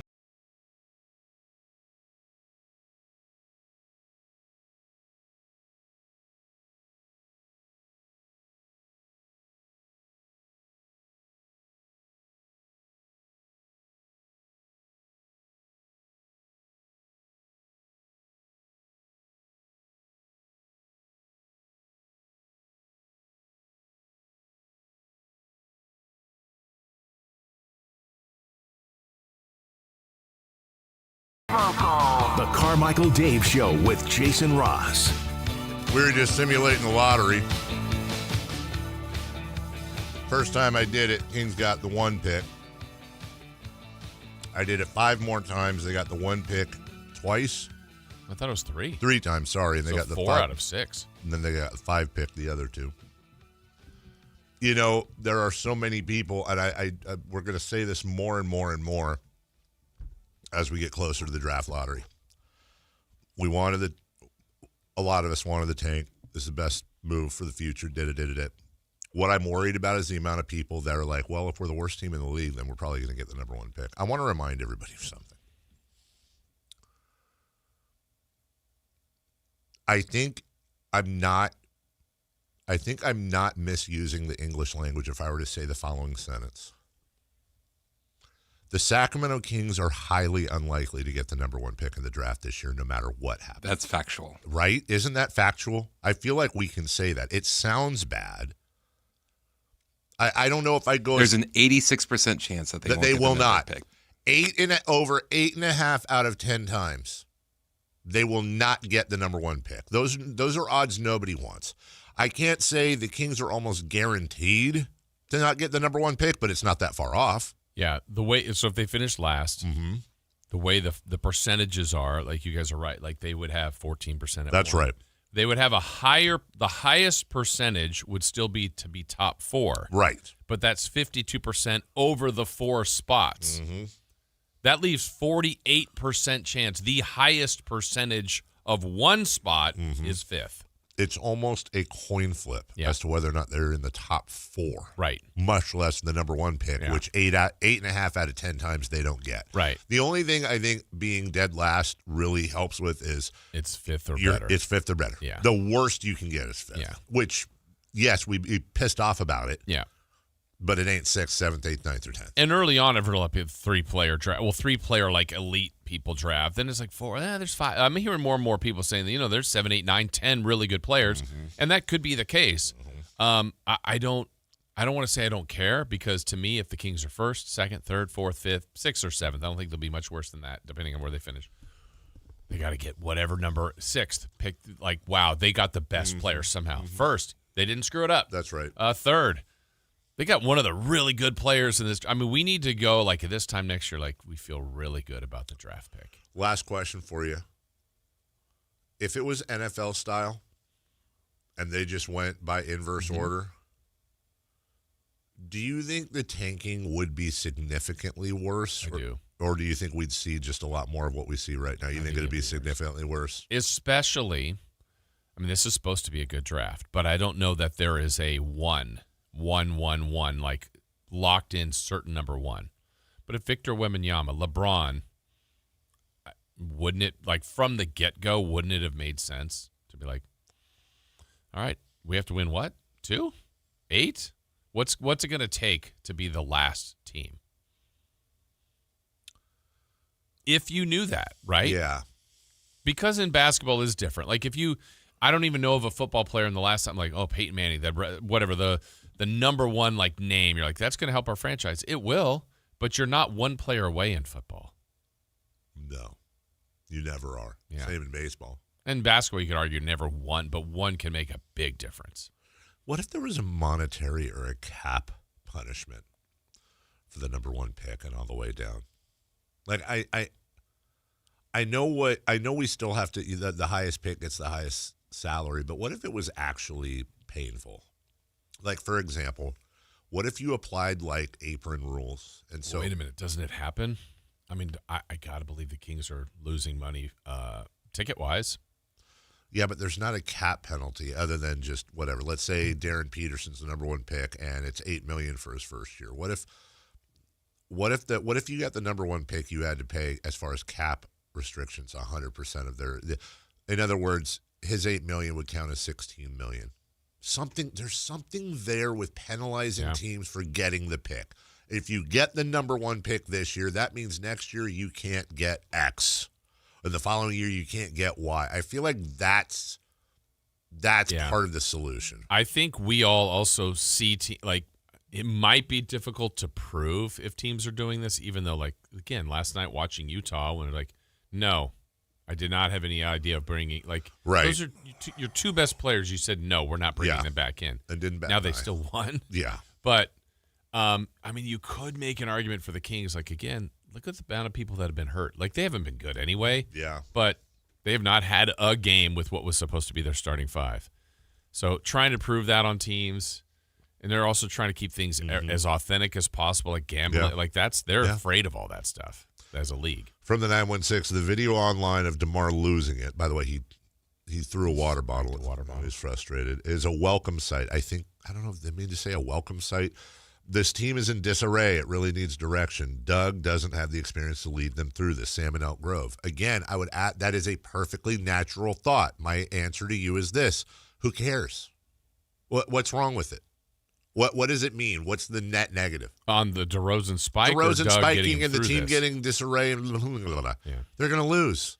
I think that was just anger, frustration. Yeah, it's fine. I don't want to read too much into it, but I'm just going with Sam's thought. Yeah. So what? What are they trying to turn it around for a playoff run? Yeah, I know we'll play Doug later, but he addressed that. He's like, I went down and sat there and talked. I mean, he's a competitor. He's frustrated. Yeah. I mean, whatever, but yeah. Okay. I personally would love to see like all but one bought out. Yeah. Make room. Here's one. Yeah. We already talked about this earlier in the show. Detroit, second best record in the league, best record in the East. Biggerstaff is going to be a candidate for Coach of the Year, as he should, right? Yep. Oh, he can't control beef stew? Do they need to replace him? I mean, yeah. That guy's sprinted on a nobody's stopping that. To be fair, I think we've all been in a position before where we couldn't control beef stew. That's a whole different ballgame. What do you mean by that? Want to remind you, coming up in 10 minutes, we will be giving away. Are we giving them away, or is it how do I say this? Enter to give away. Okay, we're giving away tickets to go see the Kings and the Magic Thursday, February 19th. Listen to the cue to call. We'll let you know when. You get a chance to win tickets to go see your Sacramento Kings play the Magic. First game out of the break. Yeah. In the meantime, hey, here we go. How about some Kings Rewind right now?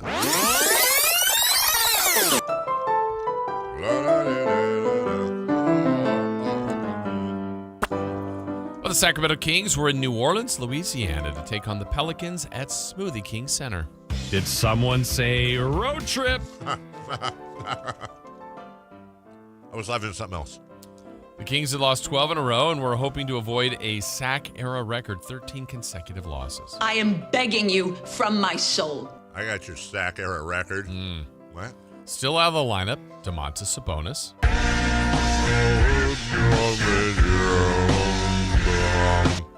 Zach LaVine.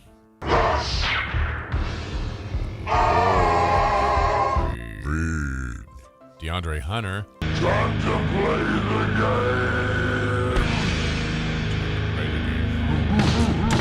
game. Malik Monk. I'm a pizza guy. And Keegan Murray. That makes me feel sad. I'm sad. Sadness is noted. I feel acknowledged. So Doug Christie would go with his 28th different starting lineup. We fucking switching. Yeah, we are. It was also Kings rookie Nick Clifford's birthday. Well, now, look at this big fella. Clifford, is it? Yeah, he got a bunch of stuff from the Clifford the dog people. I saw some pictures. They had a big stuffed animal and a bunch of stuff. What is that? By the way, what does that make? Is he 25 or 24? Let me see here. No, he's 24. Okay. That's old. Happy birthday, Nick. Happy birthday, Nick. This was the first matchup of the year between these two bottom feeders of the NBA. It's true, but he shouldn't say it. Early on, it wasn't a Kings rookie that was getting noticed, but the Pelicans rookie, Derek Queen. You could say he was the king of Queens, am I right? Funny guy! Right here! It's a funny guy! How does he not have a Dairy Queen sponsorship? Right? Maybe he does. Derek Queen for Dairy Queen. The lengthy Pelicans with Zion, Herb Jones, Sadiq Bey, and Trey Murphy proved to be a major problem for the Kings. I'm fine. It's just that you're so big. I know that clip, and I don't like it. Sacramento stayed with the recent strategy of sprinkling veterans with a heavy dose of young players. The future is now! After one quarter, it was 31-26 New Orleans. Okay. The second quarter was ugly for the Kings. They turned the ball over a lot, and the Pelicans turned those miscues into points. Tell me why you can't hold on to the ball. Come on, Mr. Billy, answer a question. Tell me why. At the half, the deficit was 15, and it wasn't feeling like a comeback was in sight. He's not coming back, is he? He might. No, he's not. In the third quarter, a highlight moment happened, though, for the Kings when a missed shot by the offense and a crashing rebound followed jam by Russell Westbrook. That was cool to see. What the hell? Russell Westbrook?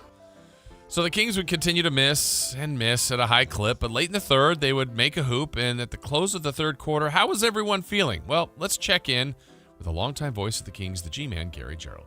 And that'll do it for the third quarter. It's 92-67.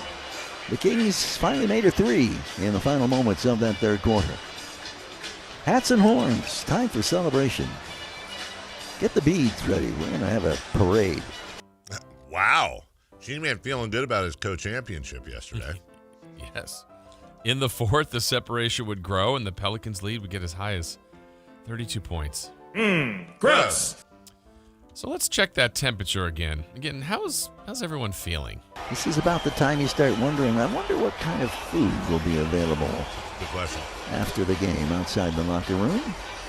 And then, if that doesn't suit your fancy, what kind of food might be available on the flight to Salt Lake City? I'm sure that most anything will be easier to digest than what we've witnessed thus far tonight.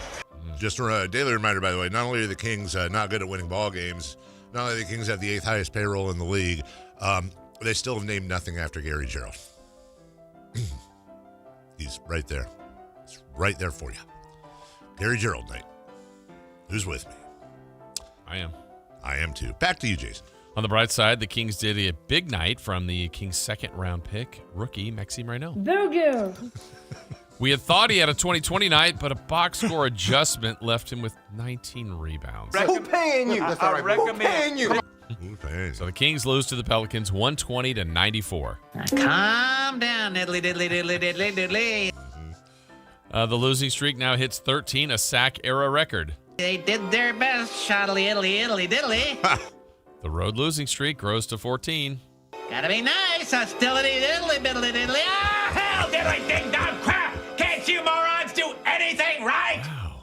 Up next, the final game before the All-Star break when the Kings take on the Jazz in Utah on Wednesday. Jazz music!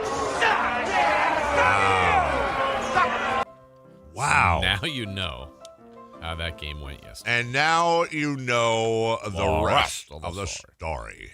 We'll take a break. When we come back, we got post-game reaction for you. I'll tell you why I worry about the number one pick in the draft. What was this, a Coinbase commercial? And if we get a chance, we'll get Carl Thornton Jr. So he keeps texting us. He has texted us 3 straight days, I think. The same text? How to fix tanking. Oh. Do you like it? Are you endorsing it? I have purposely not read it. Okay. I want to read it and go over it for the very first time with you live. This could be it. Carl's Corner. He has texted it 1, 2, 3, 4 times to the station. So Carl might have it. He might. I can't wait. We'll get to it next. Can't wait. Live and local. With everything 49ers. Intercepted by Fred Warner. Dives for the end zone. Touchdown! San Francisco! Lob ball. George went up and caught the ball. Touchdown! The 49ers play on Sactown Sports 1140. This is the story of the one. As a safety manager at a manufacturing plant, he does everything he can to keep his coworkers safe. From finding ways to reduce risks to keeping safety supplies in stock. And for that, he relies on Grainger. Grainger offers a broad range of quality products and next-day delivery, so he can always play it safe. Call 1-800-GRAINGER, click Grainger.com, or just stop by. Grainger, for the ones who get it done. Hurry in and save big during Honda's President's Day sales event at Folsom Lake Honda, your one-stop Honda shop. Hurry in and save on our best selection of new Hondas. Each is priced to sell now. Folsom Lake Honda is your one-stop Honda shop for great pricing on a giant selection of new CRVs, HRVs, Civics, and Accords with low finance and lease options. Plus, get an instant cash offer for your trade. Get to Folsom Lake Honda or go to FolsomLakeHonda.com. Folsom Lake Honda, yeah, your one-stop Honda shop. Your business moves fast. Your bank should keep up. At Valley Strong Credit Union, business banking is built for momentum with tools that help you manage cash flow, streamline payments, and fuel growth. Right now, there's never been a better time to switch. Open a new Valley Strong business account and get 3 months of business banking products and services free, up to $750 in value to power your next big move. Because when your business runs stronger, the whole Valley does too. Valley Strong Credit Union. Grow your business, grow your future at valleystrong.com/business. This message comes from Viking, committed to exploring the world in comfort. Journey through the heart of Europe on an elegant Viking longship with thoughtful service, destination-focused dining, and cultural enrichment on board and on shore. With small ships that bring travelers closer to the destination, there's more time to explore. And every Viking voyage is all-inclusive, with no children and no casinos. Discover more at Viking.com. This is the story of the one. As the purchasing manager at a manufacturing plant, she knows the only thing more important than having the right safety gear is having it there when you need it. That's why she partners with Grainger for auto reordering, so her team members can count on her to have cut-resistant gloves on hand, and each shift can run safely and efficiently. Call 1-800-GRAINGER, click Grainger.com, or just stop by. Grainger, for the ones who get it done. Welcome to the Bar None Auction. Bar None Auction is selling thousands of items this Saturday, February 14th in Sacramento. Large framing and construction equipment, cars, trucks, and industrial supplies, all sold to the highest bidder. Always open to the public. Visit barnoneauction.com. Okay, real talk. Valentine's Day is almost here and time is running out. But you're covered at Gazetta Jewelers. Personalized service, incredible craftsmanship, and people who help you get it right. From classic diamonds to one-of-a-kind custom pieces. Find something she'll never forget. Shop in-store or fast and easy at GazettaJewelers.com. This Valentine's Day, don't forget your sweetheart. Gazetta Jewelers, because love deserves the effort. GazettaJewelers.com. KHD HD1 Sacramento, KYMX HD3 Sacramento. From the Power Business Technology Toshiba Studios. This is Sac-Town Sports 1140. The Carmichael Dave Show. He's on the microphone when he's not on the microphone. He's playing a song, and when he's not playing a song, he's on the microphone, and then boom. With Jason Ross. No, he didn't. Yes, he did. Call or text at 916-339-1140. It's the Carmichael Dave Show with Jason Ross on Sac-Town Sports.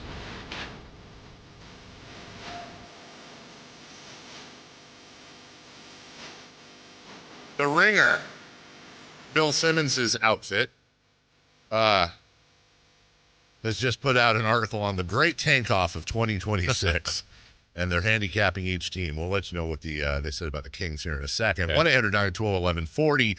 We got you a pair of tickets to go see the Kings versus Orlando, Thursday, February 19th. First game out of the All-Star break. That's right. As a matter of fact, 1-800-920-1140, and Chris will take care of you. Kings current record 12-43. Oh, did I say what caller? No, it didn't. I'm Ron Burgundying. It didn't say. I just thought it was callers. Caller number what, Jason? How about 5? Hey, how about caller 5 at 1-800-920-1140? First question from the Ringer: how ethical is the Kings tank?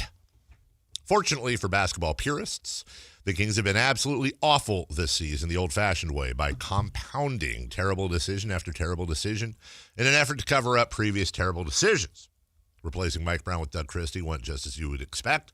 DeMar DeRozan, Zach LaVine, and Russell Westbrook never made any sense together. Other leagues relegate teams that display Sacramento's levels of incompetence. Instead, the NBA will reward the Kings with another opportunity to fumble the bag. Question: what's their most blatant tanking method? Existing. What's their most stealth tanking method? Existing. Can you give us one reason to watch this team again this season? Well, believe it or not, I'll give you 2, according to The Ringer. First, a Russell Westbrook triple-double still brings the euphoric electricity of nostalgia, even when it leads to total carnage. And second, you get to watch ownership get curved by pop stars who use them to watch the opposing team. Sign me up. Who should this team send to the lottery for good luck? Honestly, no one deserves that shame. That's old friend Logan Murdoch, actually, wrote that for The Ringer. Okay. Let me ask you this. Sign Lady's never been sent, has she? I know we talked about it. No, I don't believe so. Send Sign Lady to the draft. Send Sign Lady. And by the way, before the draft comes, we should start. We should definitely have a segment on who we'd send, and then also ranking who we think will get sent. I think I'm going to take a guess at who, right here, February 10th, on who I think the Sacramento Kings are going to send to the draft lottery. Because it popped in my head the other day. I think it's going to happen. I'm not trying to be a wise guy here. My way too early prediction for who the Kings are going to send to the draft lottery, Roger Craig. Oh. Yeah, I know. But I think it's Scott Perry or B.J. Armstrong. I am fine. I mean, honestly, I don't really care. But I would like it to be, I think Sign Lady or some fan would be great. We did do it but with God, if they sent Chris Verlaud to the draft lottery, I might act, because I don't even know. On one hand, be like, God, please get the number one pick. We need this for the franchise. That would be the most amazing thing. On the other hand, I don't know which I would like. I don't know how it would work.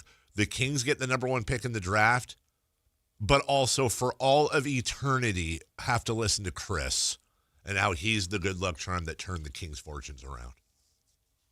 How would you feel? I go to the lottery. They get the number one pick. Number one pick comes in storming Rookie of the Year. Then 4 years later, Kings are in the championship game. This guy that they drafted, not only the regular season MVP, he's also the finals MVP, and the Kings have a championship. You wouldn't like that? No, it would be like, you know what it would be like? It would be like if I just became a multimillionaire because my parents got in a car crash. Right? Like, hey, I'm rich. It's great. I'm going to pay up my kids' tuition. New house. Everything's great. Oh, wait. Mom, Dad. And for the rest of my life, anything I do, I go on a vacation. Oh, we're having a great time. Steel drums are playing in the Caribbean. I'm in one of them cruise suites hanging out. I'm getting lotion rubbed on my shoulders by my wife. We're having a blast. We got the drinks package, the whole. Oh. Set the screen. But why are we here? Mummy. Everything would be tainted. That's how that's exactly how it would be. That's a perfect analogy, probably not.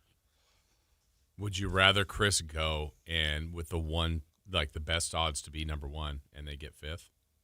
No, I'd rather them get the one pick. Okay. Of course I would rather them get the one pick. It would just come with a price, a heavy price.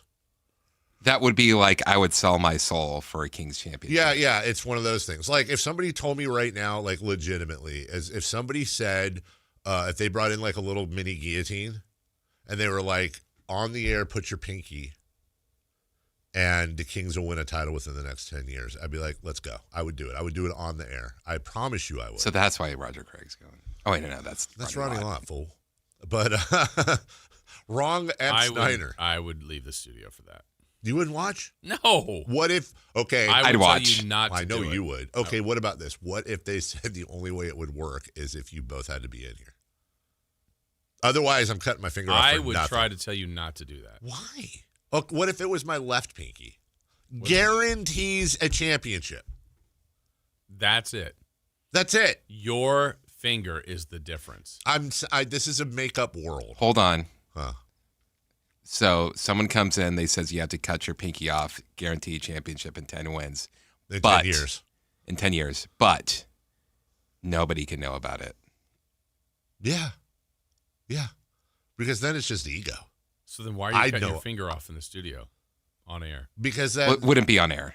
Oh. Yeah, because nobody can know. It'd have to be in secret. But if it and you'd have to wear a fake pinky. And it would have to be I just make up like I saved kids from. Nope. You can't do any of that to where people feel. I just randomly good lost about my pinky. I was in the snow for too long. What happens Just if my it pinky. went 9 years like this year, and you're like, did I do this for? Yeah, so that's the and thing. It's the 10th it would have to year. be somebody credible. Like it would literally have Basketball to be. Jesus. It would have to be basketball Jesus that came down and like waved his basketball Jesus hands and like we were in space or something. He's like, my son, you can, and he does the thing. And we lift this championship in memory of Carmichael Dave, who died in that horrible pinky removing accident. Nobody would know, according to Chris.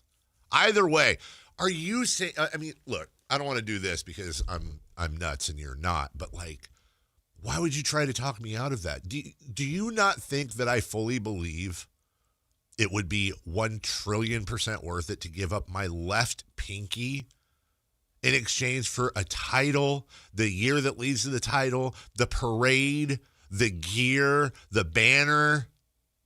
That's honest to God. Why would I'd be doing it with a clear mind and conscience? Like, it's not like I've thought a lot about this. It would so be Part worth of it. me would go, maybe it's just going to happen anyway within 10 years. Why do I have to do this? In what world could you possibly believe that? Well, in what world could you possibly believe? Because basketball Jesus. Let me be clear. I'm not going around saying I really want to lose my pinky. Yeah. I'd probably pass out, dude. Probably crap really myself painful. Yeah. on air if we did it. It'd be embarrassing. Get it on digital. We need the hits.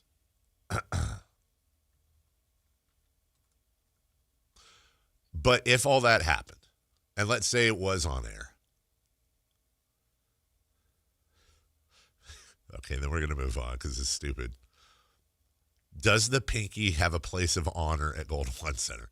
Nobody would know. No, I'm saying if they did, like if it They was know on it's the air. they know it is a fan, but they don't know it's Dave. Okay, fine. Yeah. But they know that is what like a random fan who cannot say anything. I think the last time they light the beam, the pinky shoots up on the championship win. What if it's like in Adam's Family with the hand, but it's just, the pinky? So it's like crawling like a... Do you think that they put it in formaldehyde and it's like on a little slow rotating display case like in section 119 and then like people take like selfies with the pinky? Like this is the championship pinky. I'll bet you there'd be gear. There'd have to be, right? Like a hat with the Kings. Pinky shirts. Pinky shirts? Oh, with like the pinky on the front? No, shirts for your pinky. Oh, but I would be able. I think eventually people put it together though. Even if I couldn't say anything, like, oh, everyone knows that, and then wait, where's Dave's pink? Oh, no way. And I'd be like, I can't confirm or deny. You would tweet about If some other fan did that, you would cut your pinky off so people would think it's you. Whose pinky is it? Stay tuned. Melissa, seriously, just take the knife and just go. Do it, though. As a matter of fact, I'm really curious about something. By the way, Matt George says he has a Kings championship hypothetical at Crosstalk.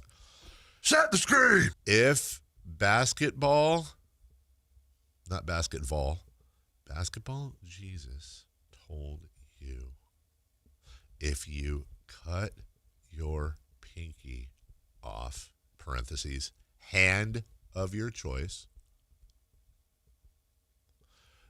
the Kings would win a title over the next decade. Would you do it? Is this a Twitter poll? Yeah. Oh, yeah.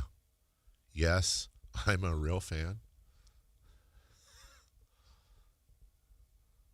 Or no, I'm a bandwagoner. Do you feel like that's skewing the results? Okay. Sent. I think 61% of Kings fans will say yes. What do you think? And by the way, saying yes on a Twitter poll is easier than actually doing it. Yeah. Yeah. I think 61% would say yes. I think when it actually came down to it, 18% would follow through. Maybe less. Maybe less. Your skewing of it is going to make it like 75%. Do you think people are really going to be like, no, I'm a real fan? Yes. I don't think they're going to. Bandwagoners. Well, I'm not a bandwagoner. I'll cut my pinky off. Here's Doug Christie on, we mentioned Mar DeRozan's frustration, throwing the water bottle, and here we go. I was being asked right now about it. Totally. I went down and sat with him for a second just to talk to him, but his frustration is more about just, first of all, ending a skid and also being so close to it could go either way in so many games. This is the first time in a minute that we've had this kind of result where weren't in a game, and that frustration paired with just always trying to play the right way, making sure that we're moving the basketball, getting into something, because once we get, I believe we're like second in ATOs or something like that, meaning that once we're organized, we execute pretty well. And, when we just getting out in flow and transition, we got to make sure that the spacing is correct, people are organized, and that was more, I believe, his frustration than anything. But he's good. Debo is a consummate professional. All right. I don't mind him. I actually respect him getting frustrated. He cares. All right. I do. He's rich. He's in the Hall of Fame, or he will be. He still cares. I actually respect that. A lot of questions. I can't get to all of them. I went and checked the chat and the mostly the text line. A lot of questions about Pinkygate. One, though, that I actually think is worth asking. Would the Pinky get a ring? Yes. Oh, absolutely. Absolutely. I thought this was secret Pinky. It is. It could still be secret. By the way, that was Chris's idea. That wasn't Basketball Jesus' idea. Either way, secret Pinky or public Pinky. David, I want you to get all the credit, my son. And I mean, honestly, I'd rather, I've said this before, I would actually publicly declare myself a Lakers fan if it meant the Kings would win a championship. I 100% would do that. If it meant the Kings would. Dave loves L.A. Dave loves it. Or a Suns fan or a, whatever. You chose L.A. I did. Well, because that's the one that would be the most hated, right? I was trying to think of the worst team you could switch to. I didn't say the Clippers. Doug Christie knows the All-Star break is coming up. He talked about it. Time off, I think, for everybody is a good thing. But listen, there's times where you don't want time off and you want to get right back at it. And I think a lot of them, as much as they're going to love the time off, at the same time want to end the streak and get back at it, because, as we wind the season down, we're delivering. We want to deliver a product that starts to take us into next season and understanding style of play, understanding identity, the physicality on the defensive end, the ability to get out in the open court. But, I want all of them to get a break and physically, obviously, but the mental aspect of it, cleanse yourself there, come back, and let's take a stab at the remainder of the season and put up a record. People talked about, I don't know if you caught wind of this or not, but TikTok especially we're going crazy over the New Orleans Sacramento thing. Like, it was by far the most viewed, commented. Like, you had people making all kinds of memes and stuff about it basically being the Super Bowl of the NBA. They're obviously poking fun at it, but it actually became a pretty big thing online. I actually think the more accurate one is Kings Jazz. Right. New Orleans is, as you said earlier, so aproposly, that the Pelicans aren't trying to tank. There's no incentive for them. They're giving away their pick to Atlanta. And by the way, they have a pretty damn good starting lineup. They've just been playing below their stead. Utah seems to be in full tankaroo mode. Yeah, and now they're up to 17 wins, so they're a full 5 more wins than the Kings. So there's a big gap. I still think the other game with Indiana will be important. They have both games left with Brooklyn. That's right. So they've got Indiana on March 10th. New Orleans still 2 more times. Yeah, New Orleans March 5th. If they, I'm done trying to predict, because they'll lose to Utah by 15 and then win in San Antonio. But on paper, let me put it this way. This is getting to the point where actually I don't think there's a game they will be favored in before minimum March 5th at home versus New Orleans, and that's a stretch. Yeah, I mean, if New Orleans keeps playing the way they are now, yeah, where they've won like 4 or 5 of 12 or whatever it is, so yeah. Odds are the next game the Sacramento Kings will be favored to win will be March 10th at home versus Indiana. Okay. I would think. Yeah. And if they're not favored in that, then tain't happening. Here's Max Reynaud, Mr. 2020, never mind 2019 guy, on the game last night itself.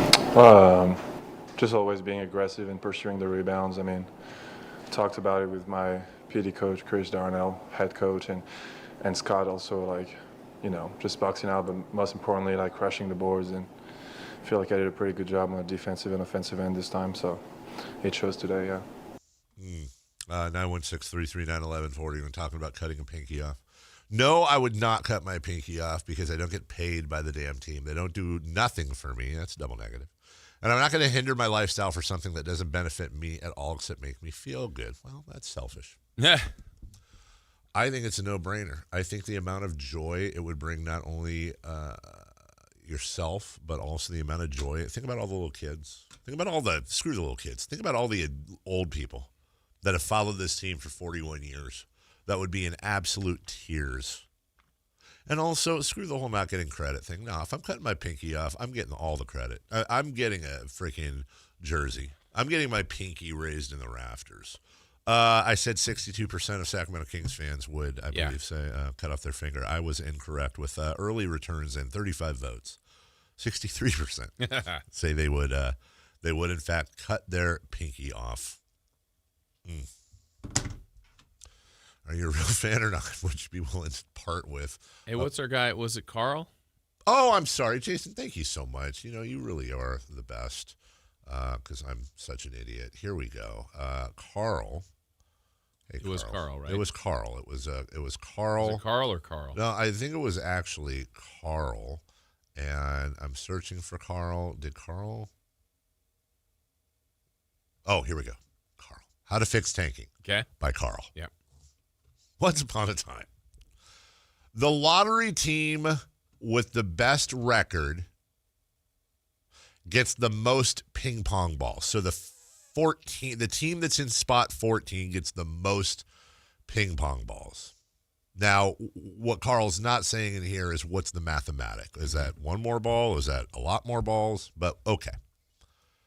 The team that gets the number 1 pick, whomever it may be, I'm assuming, goes to the bottom of the lottery for the following 3 years and can move up in position only when the next team that gets the number 1 pick goes to the bottom of the lottery. This will eliminate tanking and also help teams that are borderline playoff teams make a jump.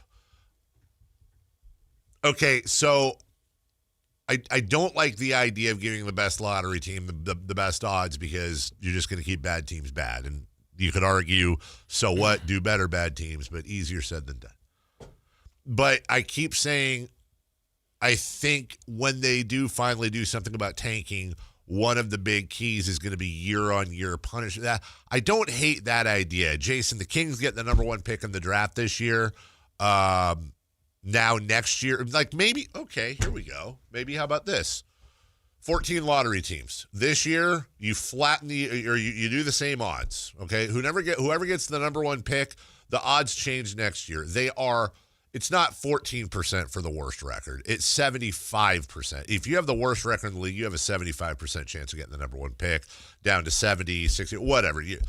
Now, I'm the worst team in the league. I get the number 1 pick. Cool. Guess what? I go to the bottom of the lottery. I now have the worst odds at getting the 1 pick next year, and that only improves either A is other. By the way, I could get the number 1 pick again next year, but it would be with the worst odds.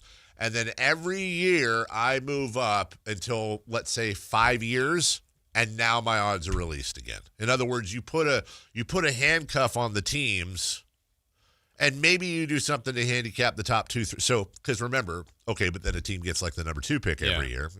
How do you handle the team that? Here's a couple of real examples. Yeah. Ben Simmons. Went to Philly. Griffin. Blake Griffin. Even Joel Embiid. He was 3rd pick, but they didn't play the rookie seasons because they were hurt.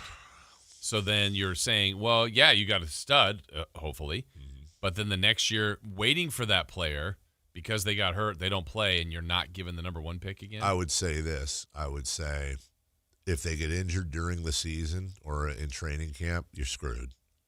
But I would say this. I would amend that rule to say it's not who gets the number 1 pick, it's who picks first. So in other words, I get the number 1 pick in the draft, I win the lottery, but I either don't like the lottery or I recognize the number 1 pick is injured or whatever. I now trade that pick. And part of my thought on trading that pick is I don't want my odds skewed next year. So you do have the option. You trade during the season. That I would trade before the pick is made. So I get the lottery. No. I'm talking about you pick the player, but then they got hurt in summer. In summer. Yeah, that's what happened to them. Then you're screwed. I don't know how you combat that. Yeah. I don't know how you combat that. The only way I keep seeing this, and I hear you. The only way to stop tanking is relegation. No one in the EPL is tanking. They're right, but that's never, ever. Honest to God, Jason Ross being the starting point guard for the remainder of their season has a better chance of happening than relegation in the NBA. And owners approving that. They will never approve it.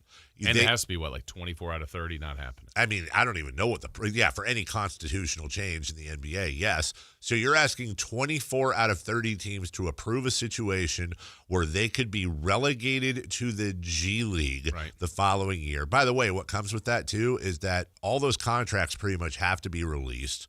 Your salary cap and revenue sharing, it's not just you get relegated. You lose the TV money. I mean, they have parachute payments, and I won't get into all that, but you lose a ton of money. You're no longer the revenue sharing team because there's another team taking your place. And then what? Now you're going to have Stockton Kings get promoted, and now they have to go out and sign a bunch. Now, it's not the way sport. Right. I agree with it, and it would stop tanking. It would make this bottom 10 arguably more exciting than the top 10. Yeah, you'd have somebody playing for a title. You now have 10 teams all trying to not get relegated for at least a year to the G League. That's a big flipping deal. It will never, ever happen. We'll take a break when we come back. Last night in the NBA, of tempers flaring all over the place, and we'll check in on the bottom 6 next. Stay up to date on Sacramento sports. Join the Sactown Sports 1140 newsletter. Visit SactownSports.com. Why choose a Sleep Number smart bed? Can I make my site softer? Can I make my site firmer? Can we sleep cooler? Sleep Number does that. Cools up to 8 times faster and lets you choose your ideal comfort on either side. Your Sleep Number setting. Enjoy personalized comfort for better sleep night after night. And now, during our President's Day sale, take 50% off our limited edition bed. Plus, free premium delivery with any bed and base. Ends Monday. Only at a Sleep Number store or sleepnumber.com. When your check engine light comes on, do you see a repair bill or do you see peace of mind? For 20 years, CarShield's been the name America trusts to help keep you on the road. While other companies stop covering you when your car gets older, CarShield offers protection plans up to 200,000 miles. With over $1 billion in claims paid, we don't just promise protection, we deliver it. Don't let a breakdown break your budget. Get the flexible month-to-month coverage you deserve. Go to CarShield.com. That's CarShield.com today. There are many reasons to choose Gonzalez Law Offices as a dedicated trial lawyer with an undefeated record from 2016 through 2019, and you'll know that no case is too big or too small. Due to his success, hard work, and commitment to excellence, attorney Jonathan Gonzalez has been listed in Super Lawyers Rising Stars as well as in the top 40 under 40 list by national trial lawyers. You can find Gonzalez Law Office online at saclegaldefense.com or call him at 916-304-9187. You remember me from a show called And Joe? I'm back on the radio, Sacramento. It's Joe Mami, and when you need your new country fix, join me weekdays from 6A to 10 for the Pat and Cody with Joe show on New Country 105.1 KNCI or on the free KNCI app. At Stockton Honda, we know how to honor a great deal. Like right now during our President's Day sales event. Whether you're shopping new or pre-owned, you can find star-spangled savings on some of our best models. Why not stop in today and see for yourself? Come celebrate at Stockton Honda and get huge savings on our giant selection. Plus top dollar for your trade. Anytime, anywhere, it's all here. Starts in Honda.com. It is I, George Washington. Let me tell you about a President's Day sale from Big O Tires. No, listen to me. I'm the honest one. I got this, Abe. It's really no big deal. I'll make the declaration. I'm on the $100 bill. You're not even a president, Ben. Now through February 22nd, buy 3, get 1 free of 4 select in-stock Big O branded tires with installation purchase. Big O Tires, the team you trust. Installation required. Disposal fees and shop fees extra where permitted. See store for pricing. Eligibility may vary. Not valid with other offers. Country in the Park is back. May 8th and 9th at Cal Expo. Miranda Lambert. John Party. And more. Line dancing live DJs, Mechanical Bulls, huge festival area, and food trucks. Tickets start at only $68. It's the perfect Valentine's gift. Surprise them with live country music and dancing.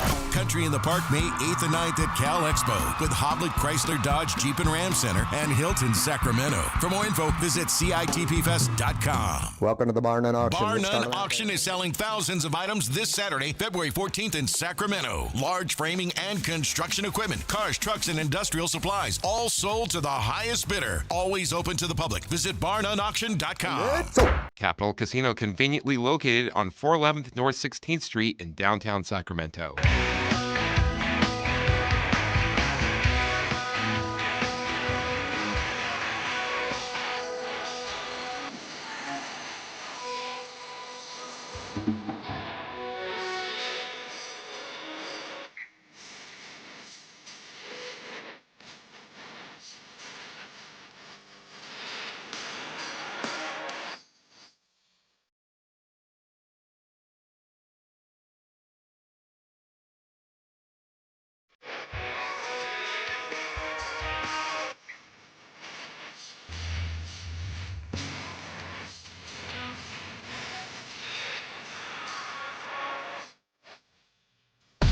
Carmichael Dave. He has very good sources, and he just kind of tells it as it is and gets to the point. Jason Ross. He has a lot of pretty smart things to say. He's good at what he does. On Sactown Sports.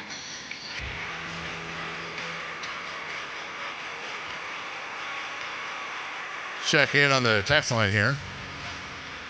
66% of Kings fans would cut a pinky off. Hand of their choice. If it meant the Kings would win a title over the next decade. Some of your top comments, Jason Ross. Keith wants to know, like the whole pinky or just the knuckle? Do I get to keep a nub? No, at the bottom or top, whatever. Your whole pinky, dude. Okay. We're not doing like a nail. From my understanding, it's worse to have the nub. Really? Yeah. Why? You could still at least kind of grab things. Like nerve endings and stuff like that. Oh, really? Yeah.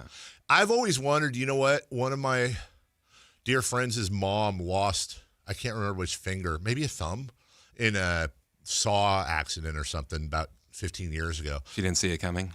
Yeah. I need to ask her, like, I wonder, do you still kind of feel the thumb sometimes? The phantom limb? Yeah, is that a real thing? I don't know. I've never lost a... Haven't you seen House? It's a big thing. Is it a big thing? Well, that's House. I'd do it. I'd throw in a pinky toe or two. Wow. Great question. Do you have to cut the pinky off yourself, or can you get it surgically removed? Either way, yes. Just wondering the total pain level. I think the way I have it in my mind is it's a guillotine, not like a one for your head, but like a pinky guillotine with like a Kings logo on it. Guillotine. Yeah. Mini guillotine. It's got like a Kings logo Here on it. to see his production. Maybe a So little, that makes it better. Maybe a little Larry O'Brien trophy as the thing falls down. And yeah, you gotta be awake. You're watching it. You're watching it happen. But honestly, if that were the case too, I guarantee you our sales staff could sell that. Not the pinky, but like it happening like live tomorrow morning. Carmichael Dave loses a pinky for a world championship. Come on, Dave, just put your pinky in here. Yeah, see? Oh, it sounds so friendly. You want this championship, don't you? Will says the people who said yes are so ugly that one less pinky doesn't even matter. I mean, because when I meet someone, the first thing I look at is pinky. Darn right. Pinky. So anyways, We'll keep you posted on that. Maybe that's what happened to Zach LaVine. He's out with a right fifth finger, which is your pinky. If that happened, and then that's why we win a championship in a few years, got to be Zach's honest. a hero. Zach saved every one of us, just like in the song. Mm-hmm. Just like in the song. Zach, he saved every one of us. LaVine. Charlotte and the Pistons. They foughted. They fighted. Who fought it? They got in some fisticuffs. Yes, they did. And there's going to be a lot of suspensions. Vegas, as we talked about earlier, 3.5 game over-under for Miles Bridges and friends. Old Beef Stewart looks like he may be around 10. If you were in the NBA, so now we're doing more of our fake scenarios about pinkies and basketball Jesus, and so you feel someone did something that causes you to do a dramatic turnaround to go like, who is this? And I'm ready to go. And as you turn around, it's Isaiah Stewart. Is that the last person in the league? Because now that James Johnson isn't playing anymore, because I think he was number one. Yeah, based on his ability. And James is gone. Like an MMA guy. Uh-huh. Beef Stew would be up there. Might be number one. Beef Stew would, I think, be number one. There's actually precedence here. This was many, many years ago.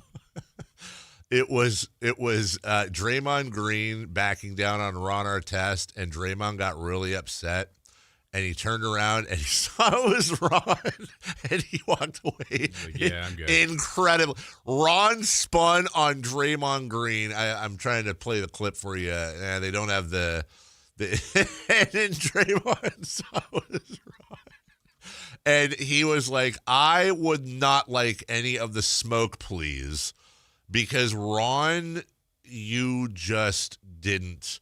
Like, there's a handful of guys in modern NBA history, especially, that you would not do that with. Right. Mohorn, Oakley. Oakley, for sure. For sure. Barkley was one that you didn't want to tangle with, though there was some tanglings, of course, with all these guys.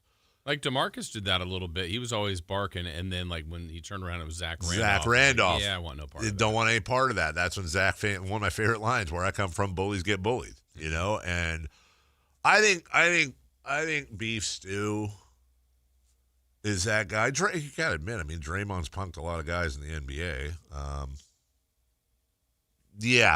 But here's the thing: Miles Bridges did want the smoke.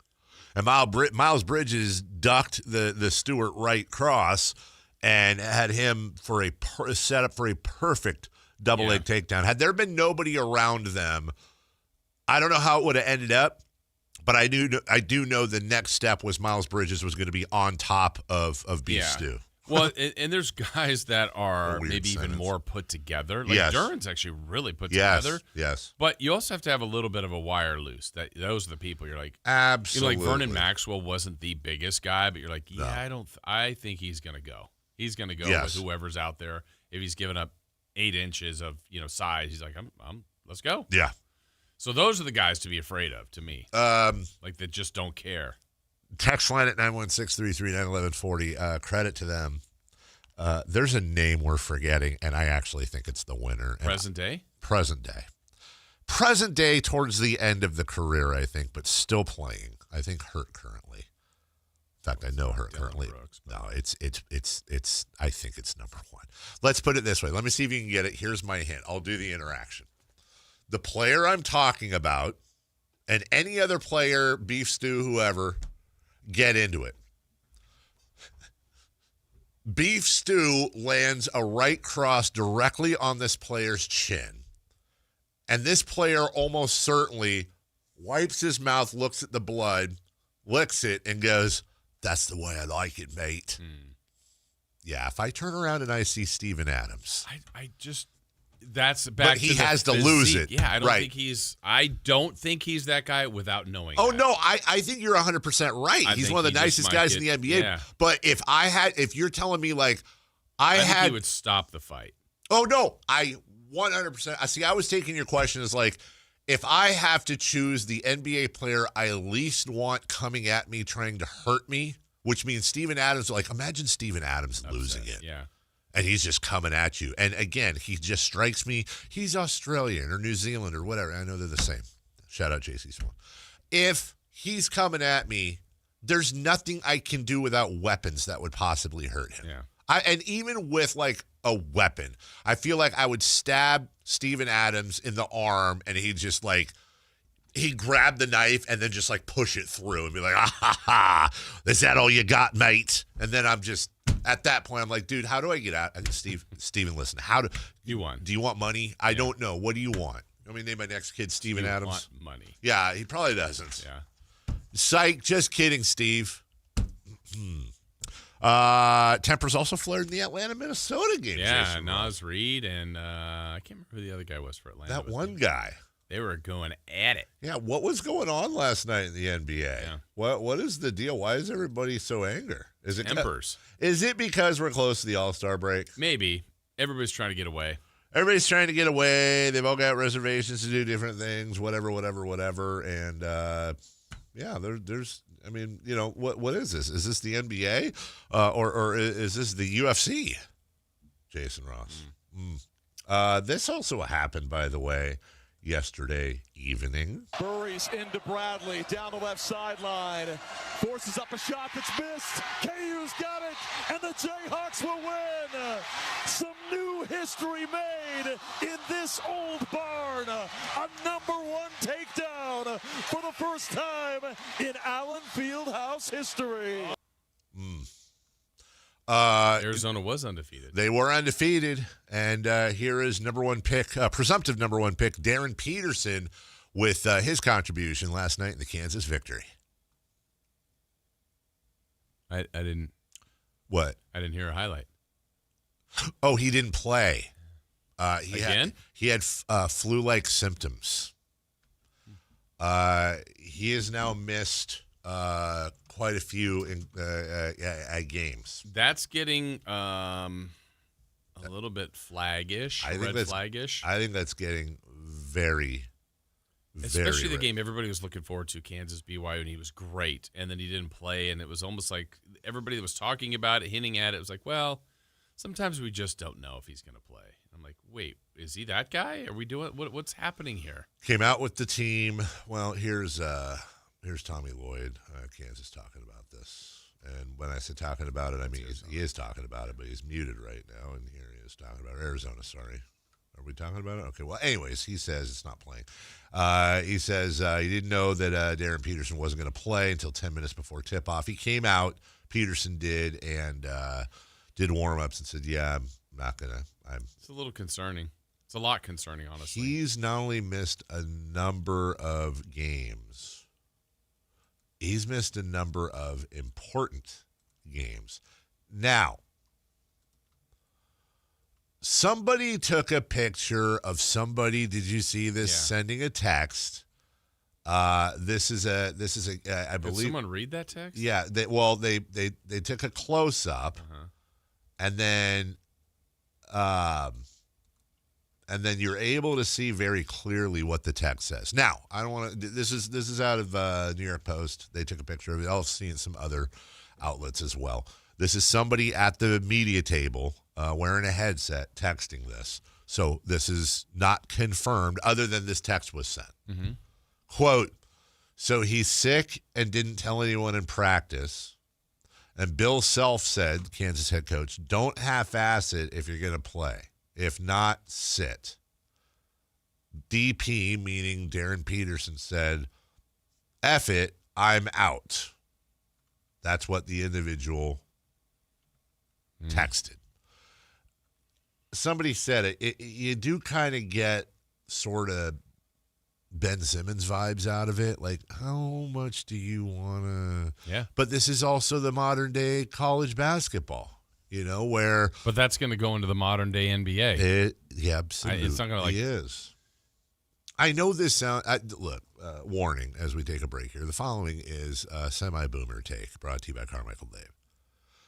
I do kind of want my guys to leave it all out on the court. Yeah. I want them to sweat and bleed and be so competitive that I don't care if it's college, I don't care if it's the NBA, I don't care if it's 8th grade.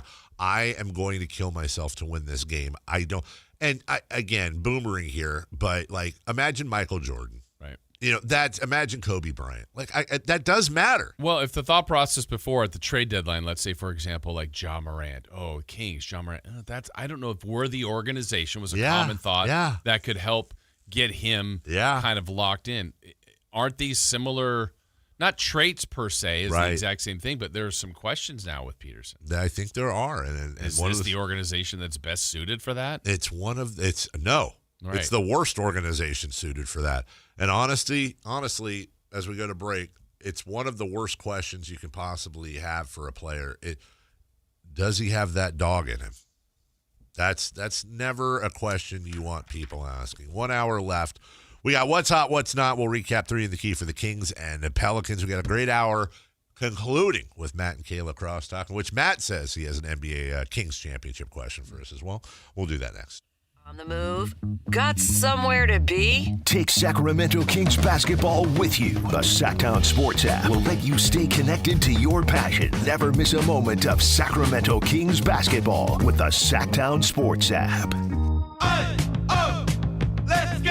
You're still grooving, still connecting, still loving, still turning up, still thriving. You still got it, but your immune system, it weakens as you age. That's where vaccines come in. They help train and strengthen your immune response to fight off respiratory illnesses like flu, pneumococcal pneumonia, RSV, or COVID-19. Ask your doctor or pharmacist which vaccines you need. Book in minutes at vaxassist.com. Sponsored by Pfizer. When your check engine light comes on, do you see a repair bill or do you see peace of mind? For 20 years, CarShield's been the name America trusts to help keep you on the road. While other companies stop covering you when your car gets older, CarShield offers protection plans up to 200,000 miles. With over $1 billion in claims paid, we don't just promise protection, we deliver it. Don't let a breakdown break your budget. Get the flexible month-to-month coverage you deserve. Go to carshield.com.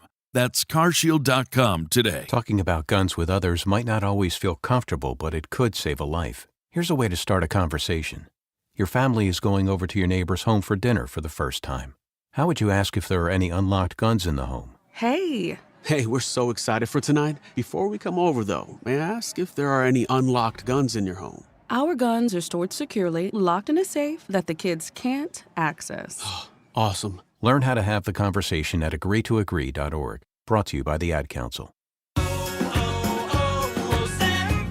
Hi, I'm Maria, salon owner. You know the jingle. Now discover the facts about Ozempic, a GLP-1. There's only one FDA-approved Ozempic made by Novo Nordisk. Learn about the real thing. Talk to your healthcare professional today. Call 1-833-OZEMPIC or visit Ozempic.com to view the medication guide and to learn more about Ozempic. Semaglutide injection 0.5, 1, and 2 milligrams.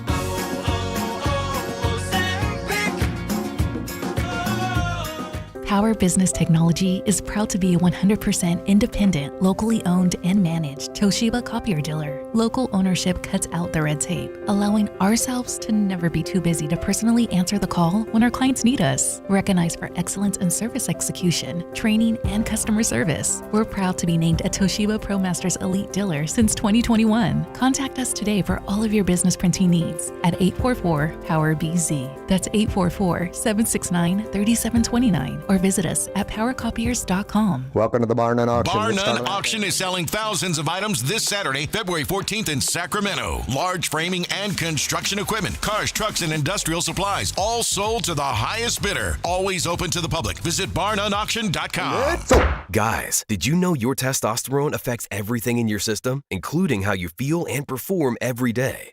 Right now, Revive Men's Health Sacramento will check your testosterone for free. Knowing your T levels is the first step in understanding if you have low T. Your testosterone level impacts your energy, libido, sleep, weight, hair loss, mood, and even ED. Maintaining an appropriate T level can change your whole life. Most men start to see changes in their hormone levels in their 30s. Experience and results matter. So what are you waiting for? Get your T levels checked today by local, experienced, and trusted men's health experts. They've helped thousands of men since 2011. They're so confident they can help you, they even guarantee it. Call Revive today and schedule your free testosterone test, free exam, and free consultation. Call Revive Men's Health at 916-277-8599. That's 916-277-8599. Or visit ReviveMen'sHealth.com. What's hot? Yeah, hot. Real hot. And what's not? It's not good. Brought to you by American Energy Heating and Air, Sacramento's complete heating and cooling company, and second opinion partner.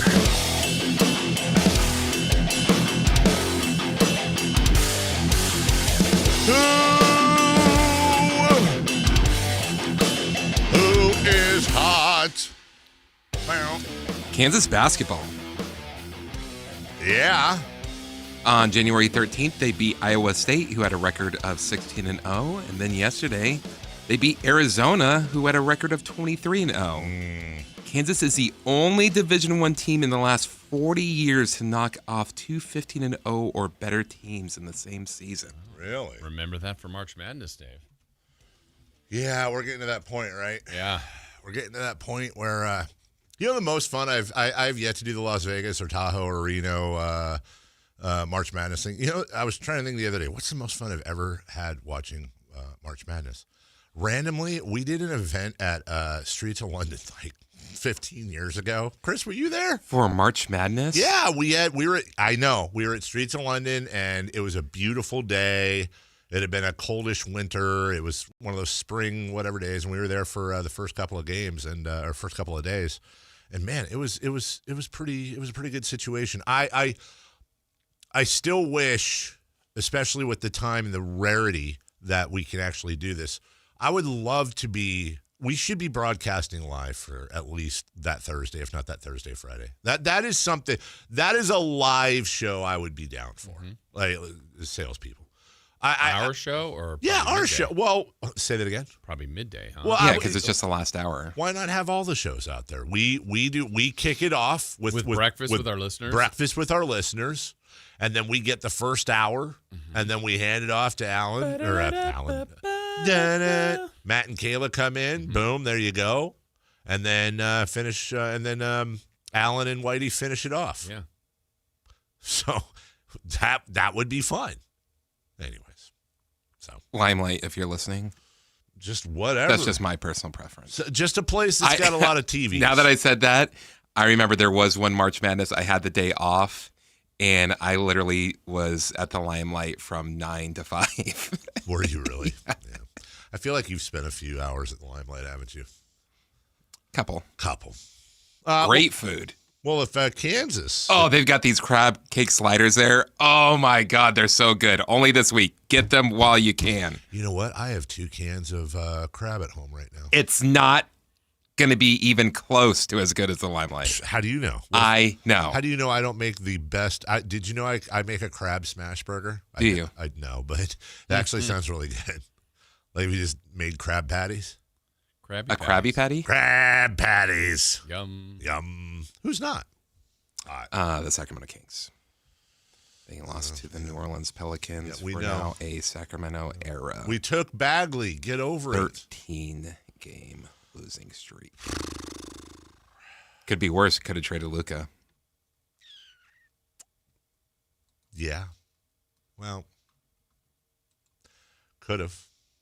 Here's We might Vince tell Scully. you a little bit about the origin of the Giant-Dodger rivalry, and not to go too far back. We would start 1933 when the Giants and Bill Terry, the manager, won the World Series.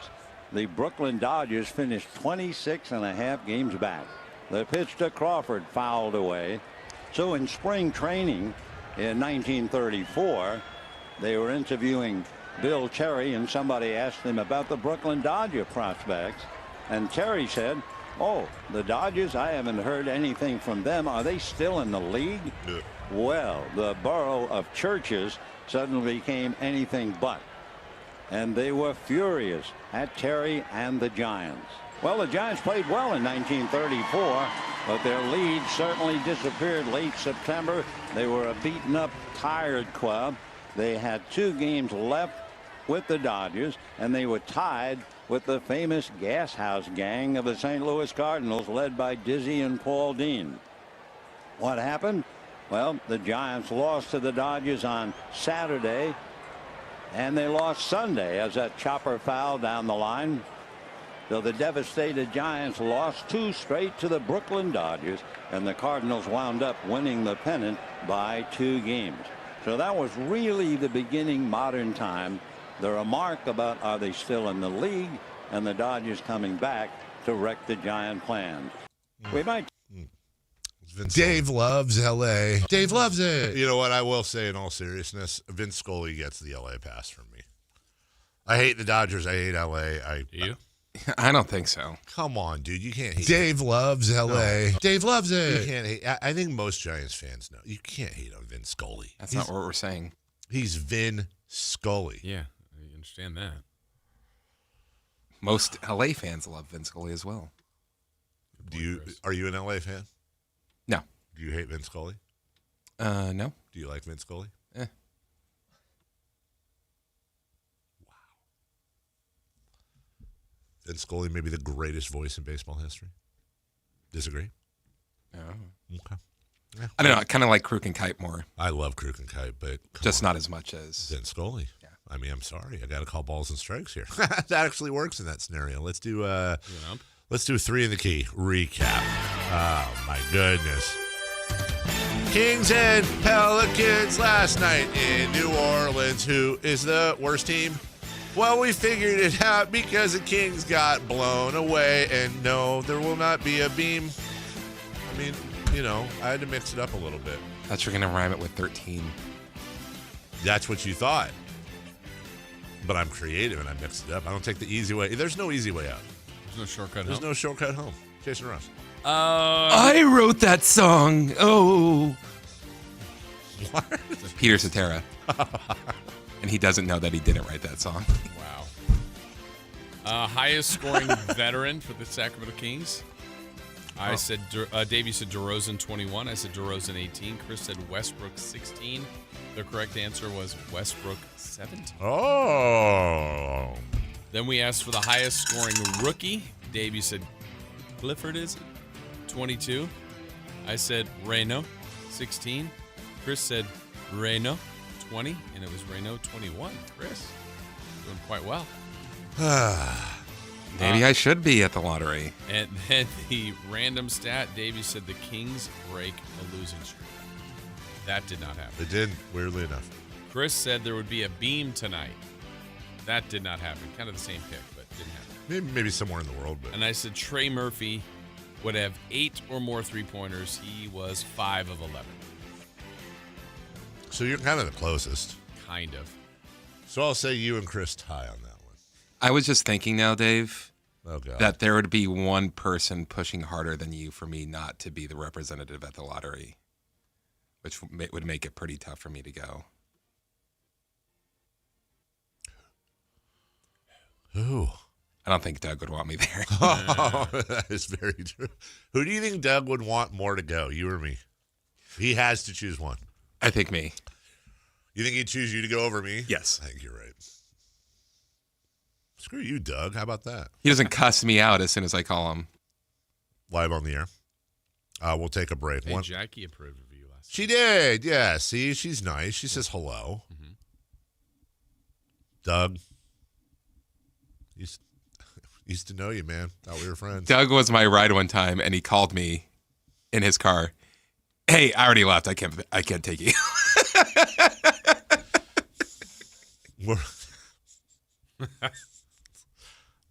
He's like, my wife just told me I need to call you. He wasn't even going to call you. That's great. Thank God for Jackie. Yeah. We'll take a break. When we come back, hey, the Kings are streaking the wrong way. We now have a record. And what's next? We'll get to all that right after this. Next? Malik Monk plays here. Started left, goes right, steps back, launches the three. Nothing but net. Oh, that was just filthy. Oh, my, that was sweet. Sactown Sports is your proud home of the Sacramento Kings. This is the story of the one. As a safety manager at a manufacturing plant, he does everything he can to keep his coworkers safe. From finding ways to reduce risks to keeping safety supplies in stock. And for that, he relies on Grainger. Grainger offers a broad range of quality products and next-day delivery, so he can always play it safe. Call 1-800-GRAINGER, click Grainger.com, or just stop by. Grainger, for the ones who get it done. When a person is seriously injured, there's no substitute for the personal legal relationship offered by the local NorCal firm of Ashton & Price. From the first attorney meeting, every important decision is made with a direct consultation with, and I can't believe I have to say this, a real, live, experienced, flesh and blood local attorney. It's called Home Court Advantage for a reason. Ashton & Price, serious local attorneys for serious people with serious injuries with no fee until we win. For the best local advice, don't think twice. Call Ashton & Price. This is the story of the one. As an HVAC technician, he and his digital multimeter are in high demand. So when a noisy office HVAC turns out to be a failing blower motor, he doesn't break a sweat. With Grainger's easy-to-use website and product information, he selects the product he needs to keep everything humming right along. Call 1-800-GRAINGER, click Grainger.com, or just stop by. Grainger, for the ones who get it done. Winter is in full swing, and Aleve is here to keep you moving. When the cold weather sets in, everyday aches and pains can linger, but Aleve's got your back. With up to 12 hours of body pain relief per dose, Aleve keeps you going with long-lasting body pain relief to get you through whatever the season brings. Chilly days or cozy nights, Aleve gives you that long-lasting body pain relief you can count on this winter. Try Aleve. Use as directed for minor aches and pains. Welcome to the Bar None Auction. Bar None Auction is selling thousands of items this Saturday, February 14th in Sacramento. Large framing and construction equipment, cars, trucks, and industrial supplies, all sold to the highest bidder. Always open to the public. Visit barnoneauction.com. KHD KHD1 Sacramento, KYMX HD3 Sacramento. From the Power Business Technology Toshiba Studios. This is Sacktown Sports 1140. The Carmichael Dave Show. He's on the microphone when he's not on the microphone. He's playing a song, and when he's not playing a song, he's on the microphone, and then boom! With Jason Ross. No, he didn't! Yes, he did! Call or text at 916-339-1140. It's the Carmichael Dave Show with Jason Ross on Sacktown Sports.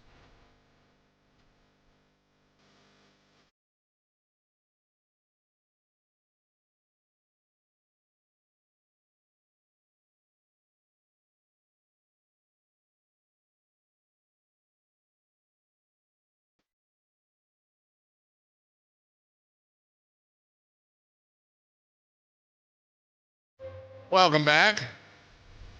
On that note, set the screen. Well, this just happened during the break. One of my absolutely favorite salespeople, I will not say who, absolutely favorite salespeople, just sent me a text that said, hey, X client and Y client, I won't say them either, will be here for lunch. If you're available, we'd love to have you stop in. Gonna get some Beach Hut Deli in the conference room at noon. But why are you telling me 3 hours prior? Would it have helped if they told you yesterday? Yes, because, and I'll just show you this so you know I'm not making up a funny story. I have a lunch. I have a lunch that I've already committed to. I could have moved that lunch because it's a lunch with a friend. Mm-hmm.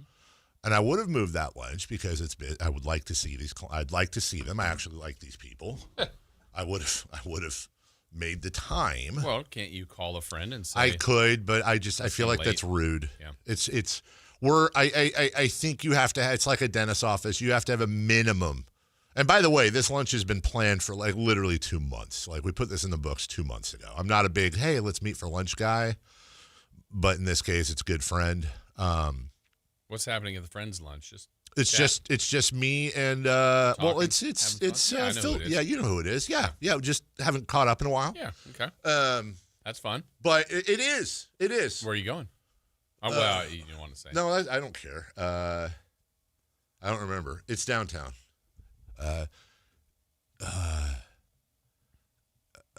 It starts with a C. Oh. It's not that. Yeah, that. Yeah, there. Yeah. Because I've seen that Good person call. there before. Yeah, that's right by where they work. California Kitchen? Yes, as a matter of fact. You're right. It Good does job. start with a C. Yes, 100%. Well, no, because it's called something else before that. I'll give you a hint. I've got it. Oh, you got it? Let's see. All right. And Jason's writing it down. And he's doing writing more. And what is it? Let's see. Kind of a bad spelling. That's exactly right. I'm attempting to dazzle. That's Dave. exactly. That was a pretty good guess by me, I think. One guess, and I got it right, of all the restaurants in Sacramento. Of all the restaurants in all of Sacramento. Right. Yes, you nailed it. But like I said, that only other I've seen that person there. And I would say, said hello. I would say this particular person, if I said 2 days ago or yesterday, well, no, actually, this person would be cool about it, but honestly would hold it. They would give me, they would have fun with it. Yeah. I think they would actually be okay with it, but they would have fun with me over it. Exactly. Not the wrath, but the fun at your expense. Yes, and this is it's truly one of the few people in this world I enjoy spending time with, and I haven't seen this person in a while, so it's 100% a personal lunch. It's not a business lunch. Right. Now, had I said yesterday or the day before, good at business lunch, this popped up, and I would probably screenshot the text I just got. Hey, I should probably stop. Then. So what did you tell to the salesperson? Well, I haven't yet. I'm going to go down during the break and be like, hey, I would love to, but I've got this, and I don't want to cancel it. I would want to do that, and I wouldn't want that to happen to me. But what I want to know is, when did we find out that this lunch was happening? Yeah. Like, has this been on the books for a while? Did it? And by the way, maybe it just went on the books 10 minutes ago, and then everyone's safe. But needs some notice. If not, they're not safe. No, then the wrath happens. Then I'm writing everybody up. Con? Yes. No, I'm looking forward to my lunch today, as a matter of fact. Looking forward to it. Take the friend to the business. Hey, instead of meeting down there, you want to come and talk scripts? Yeah. Or what if you take the business people to your friend's lunch? I still think, how awkward would that be? Because my friend could not care less about this lunch, right? They're just, we're gonna talk about stuff, whatever, and then hey, this is Bill. So you're not going home? No. As a matter of fact, if I was gonna cancel today's lunch, I would have already canceled it, because what I did forget, and I'll do a little advanced what's on deck, brought to you by Trex Decking and Railing. Huddersfield Town versus Doncaster in the Virtu Trophy quarterfinals is at 11 a.m. and my lunch is at 11:45, which should be right around halftime. I want them to lose the game, though, right? Huh? You want them to lose the game, though, right? Why? Because it's extra games that we're trying to get promoted. Yeah, I mean, at this point, it's whatever. I know we're not, at this point, it's whatever. It is what it is. I'll take the trophy. Oh, wait, is this friend texting me, by the way? Oh. Manchester City facing Arsenal in the Carabao Cup final. Nobody cares. Next month. Nobody cares. Manchester City trying to win a few more before they are booted from the Premier League for excessive cheating. Oh, you want to make a bet on that? No. Oh. Because I don't bet. Want to enter gambler. And I'd appreciate if you didn't. Does your friend want to bet? The Sacramento Kings. Loser has to lose a pinky? Huh? Loser has to lose a pinky? No. What if the NBA raised the fines for tanking to $1 million? Okay, well, how do you prove it? Exactly. Yeah, that's the problem. Right. How do you prove somebody's not hurt? Unless you had independent doctors for each team, hired and employed by the NBA like the NFL does. That's a dangerous game. Why? Why? Maybe I'm sure it is, but I'm missing. Why? So NBA hires independent doctors, and the medical staff for each team they are all employees of the NBA. Because with a lot of muscle injuries and stuff like that, it's not anything you could see. It's just something that you could feel. So if the NBA doctor is like, nope, everything looks fine, you're perfectly okay to go out there. And then they go out and then they tear it and then it's lawsuits. Yeah, okay.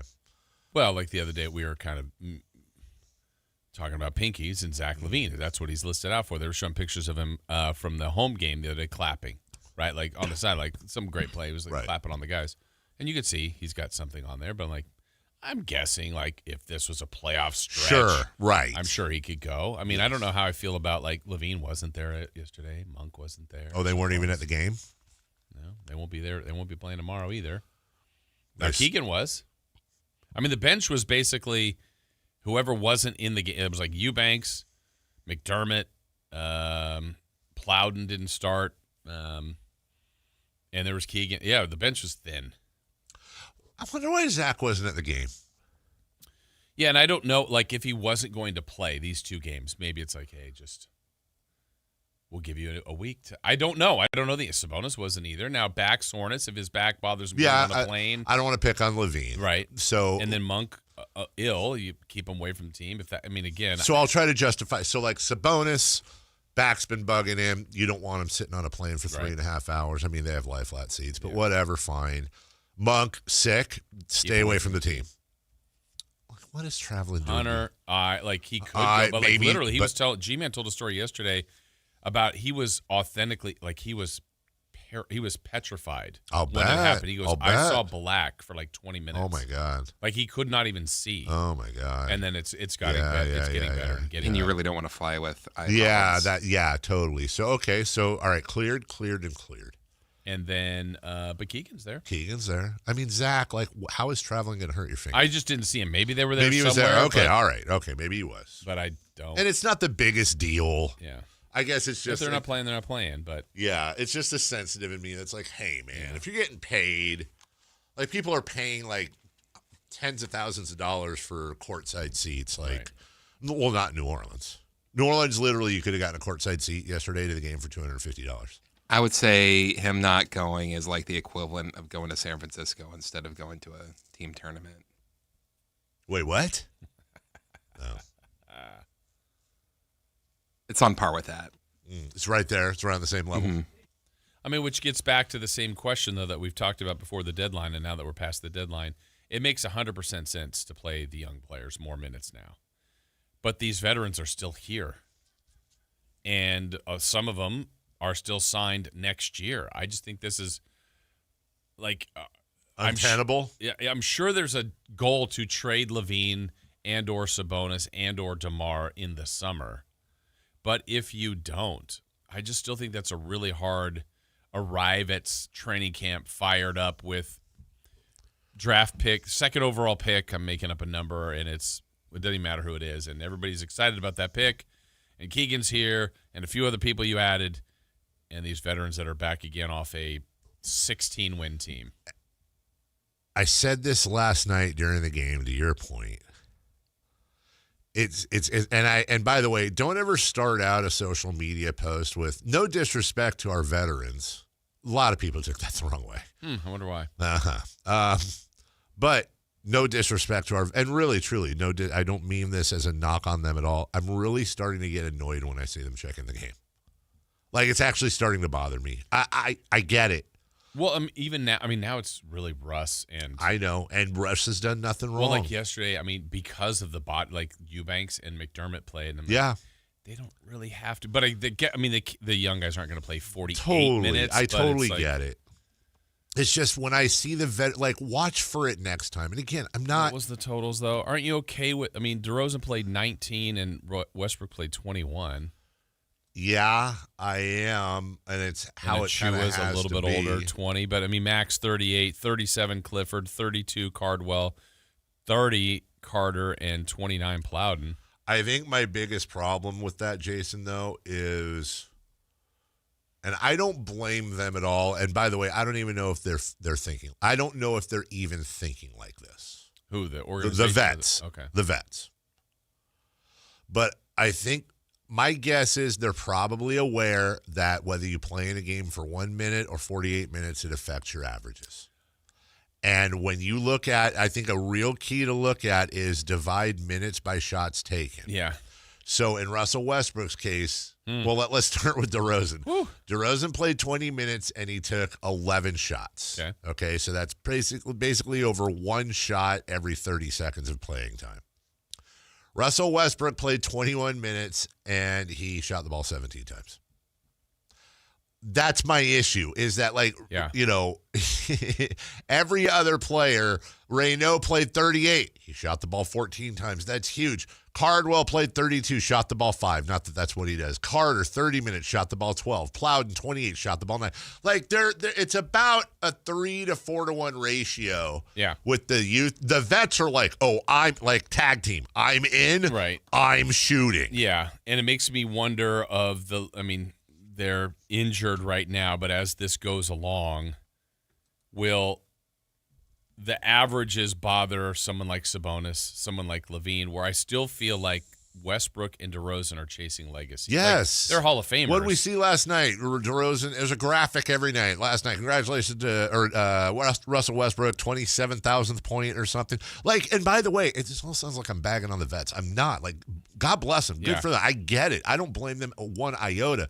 But it's just like, I don't care if you broke a record, right, and I don't want to see you get any minutes. Yeah. And if you do get minutes, can you just not shoot? Well, the one, I saw this yesterday. I don't know that it needs to happen, but, there was talk before the deadline about if DeRozan's not traded, it's a buyout. Kings say no, which I don't blame him for because I still think they could get something for him later. Sure. Would it make sense to buy out Russ? Yes. Because then there's a freedom there of, well, now you are definitely playing Carter.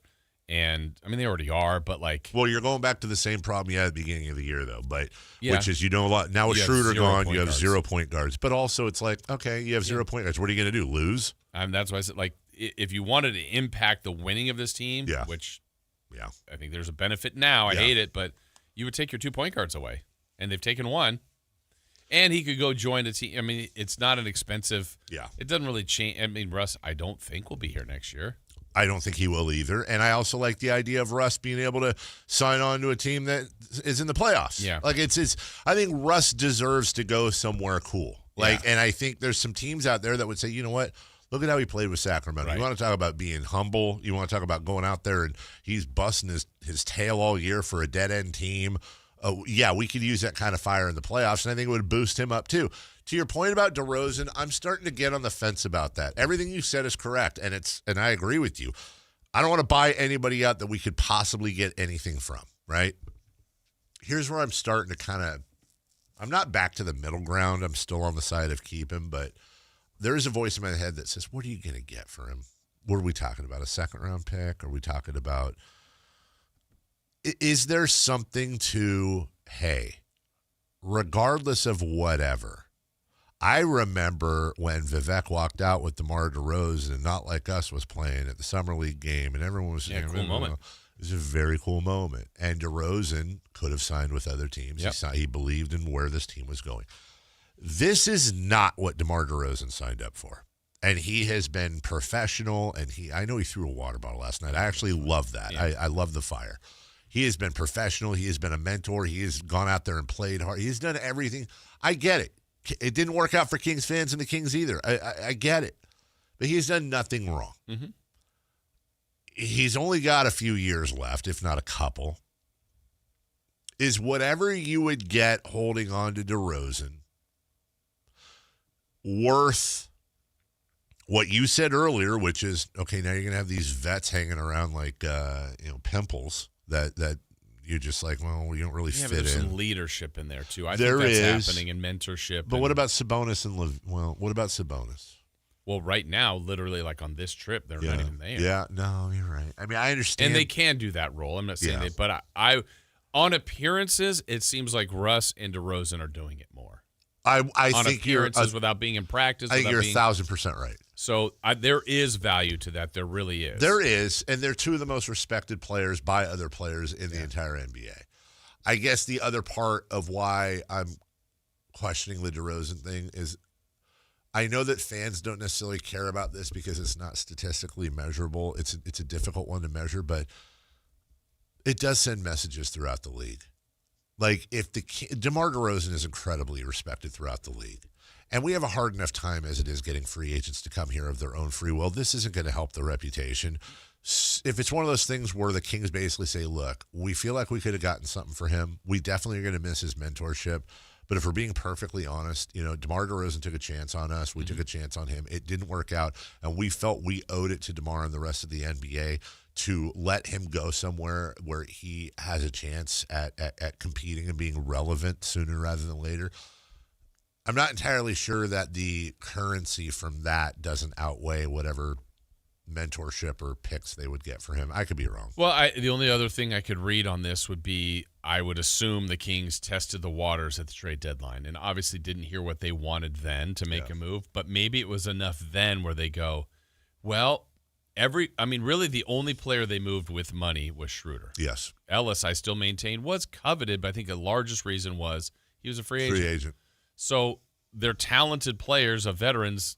We weren't able to move because they didn't get the deal they want. I think immediately Levine and DeRozan become more interesting next year because they're free agents. I think you're right. No, so I think they heard enough to go, it doesn't make sense for us to buy him out because we can now improve this offer from Team X in the summer or next year to this, and then they get something for it. That's my guess. No, I think you're right.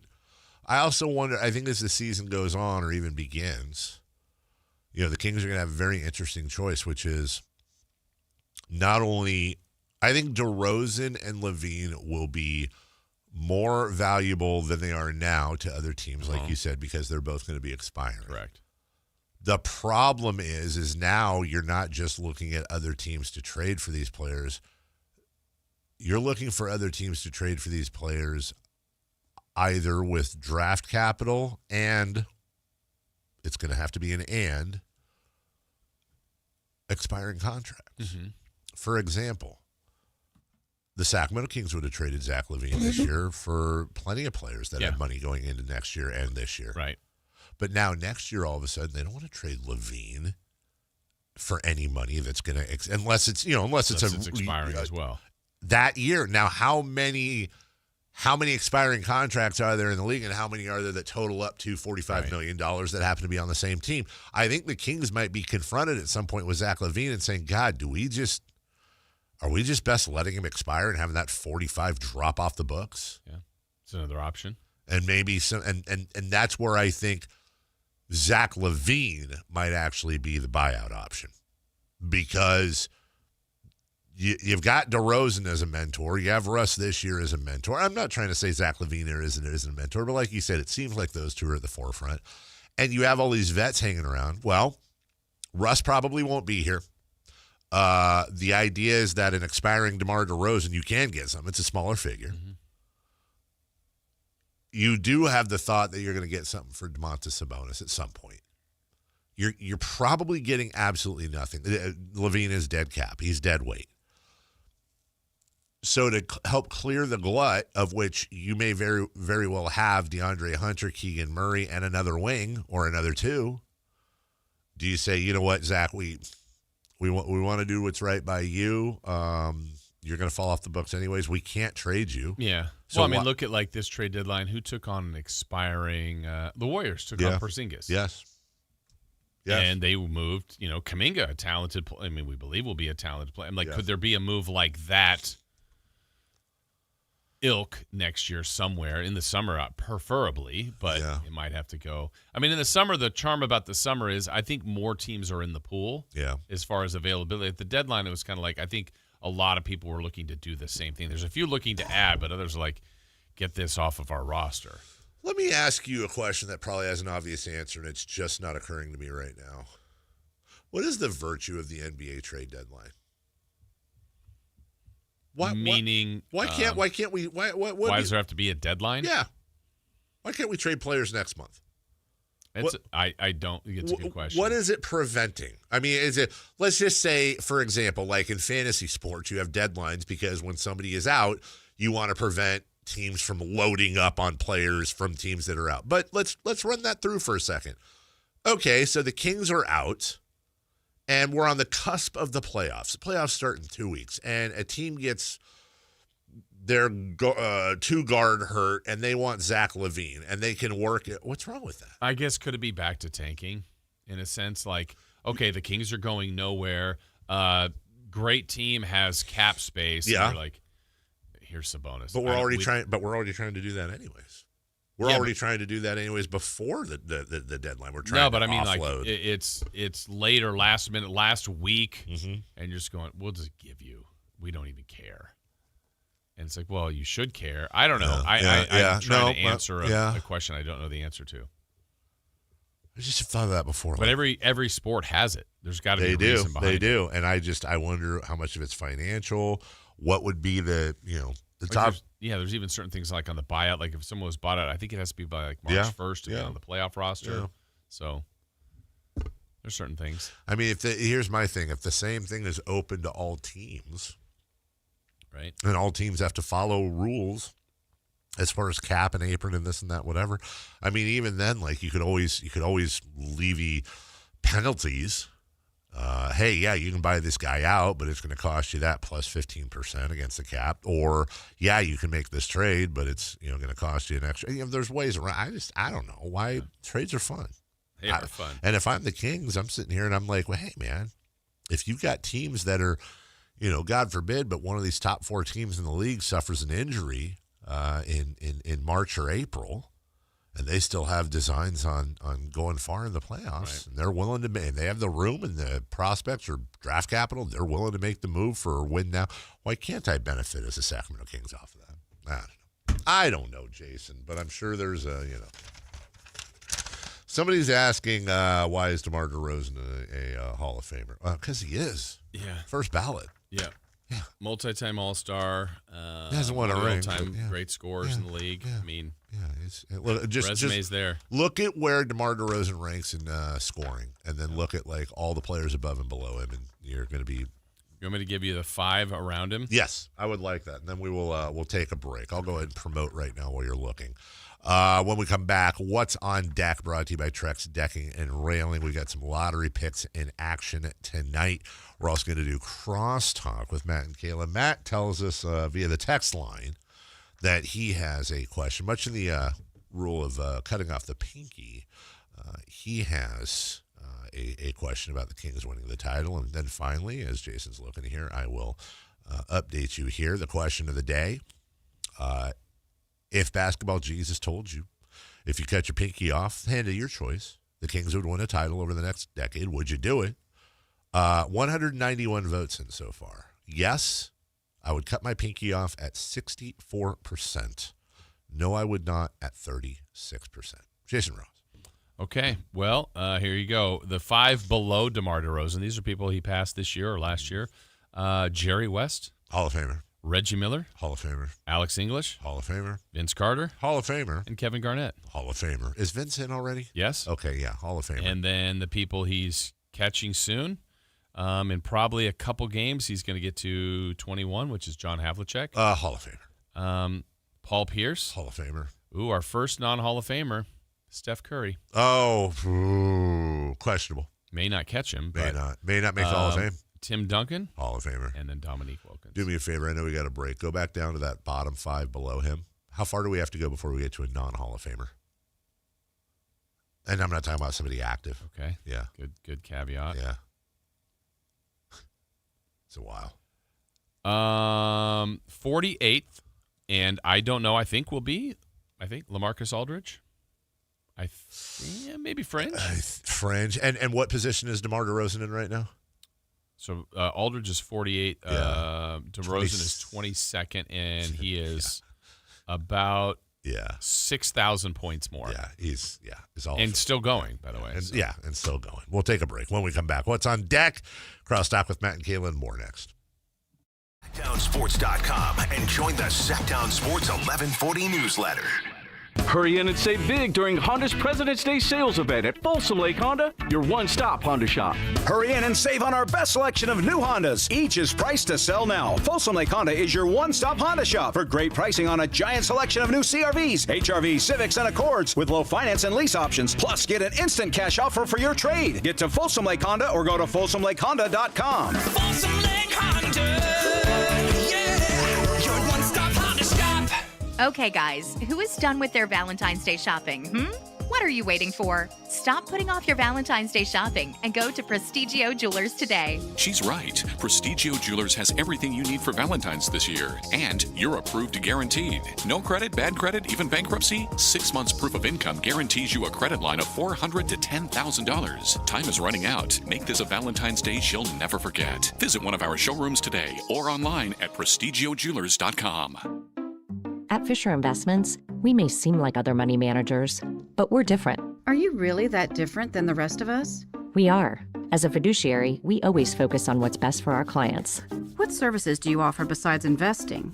We have a team of specialists in financial planning, estate planning, and more. Your clients rely on you for all that? Yes, we ensure clients receive unparalleled service at every step of the relationship. Okay, but you still sell commission-based products, right? No, because we believe that's a conflict of interest. We prioritize service over sales goals. So, then how do your fees work? We have a simple and transparent fee that's a percentage of our clients' portfolios. So we do better when our clients do better. Wow, we're more different than I thought. At Fisher Investments, we're clearly different. Learn more at fisherinvestments.com. Investing in securities involves the risk of loss. It's Carmichael Dave wanting you to join Capital Casino every Wednesday for their midweek madness drawing, giving away $2,000 in total cash starting at 6 p.m. in a safe, friendly environment. Plenty of well-lit parking available, conveniently located in downtown Sacramento. And remember, Capital Casino has the best food, the best service, and the best action. 411 North 16th Street in downtown Sacramento. For more information, log on to capital-casino.com and please gamble responsibly. 1-800-GAMBLER. Guys, did you know your testosterone affects everything in your system, including how you feel and perform every day? Right now, Revive Men's Health Sacramento will check your testosterone for free. Knowing your T levels is the first step in understanding if you have low T. Your testosterone level impacts your energy, libido, sleep, weight, hair loss, mood, and even ED.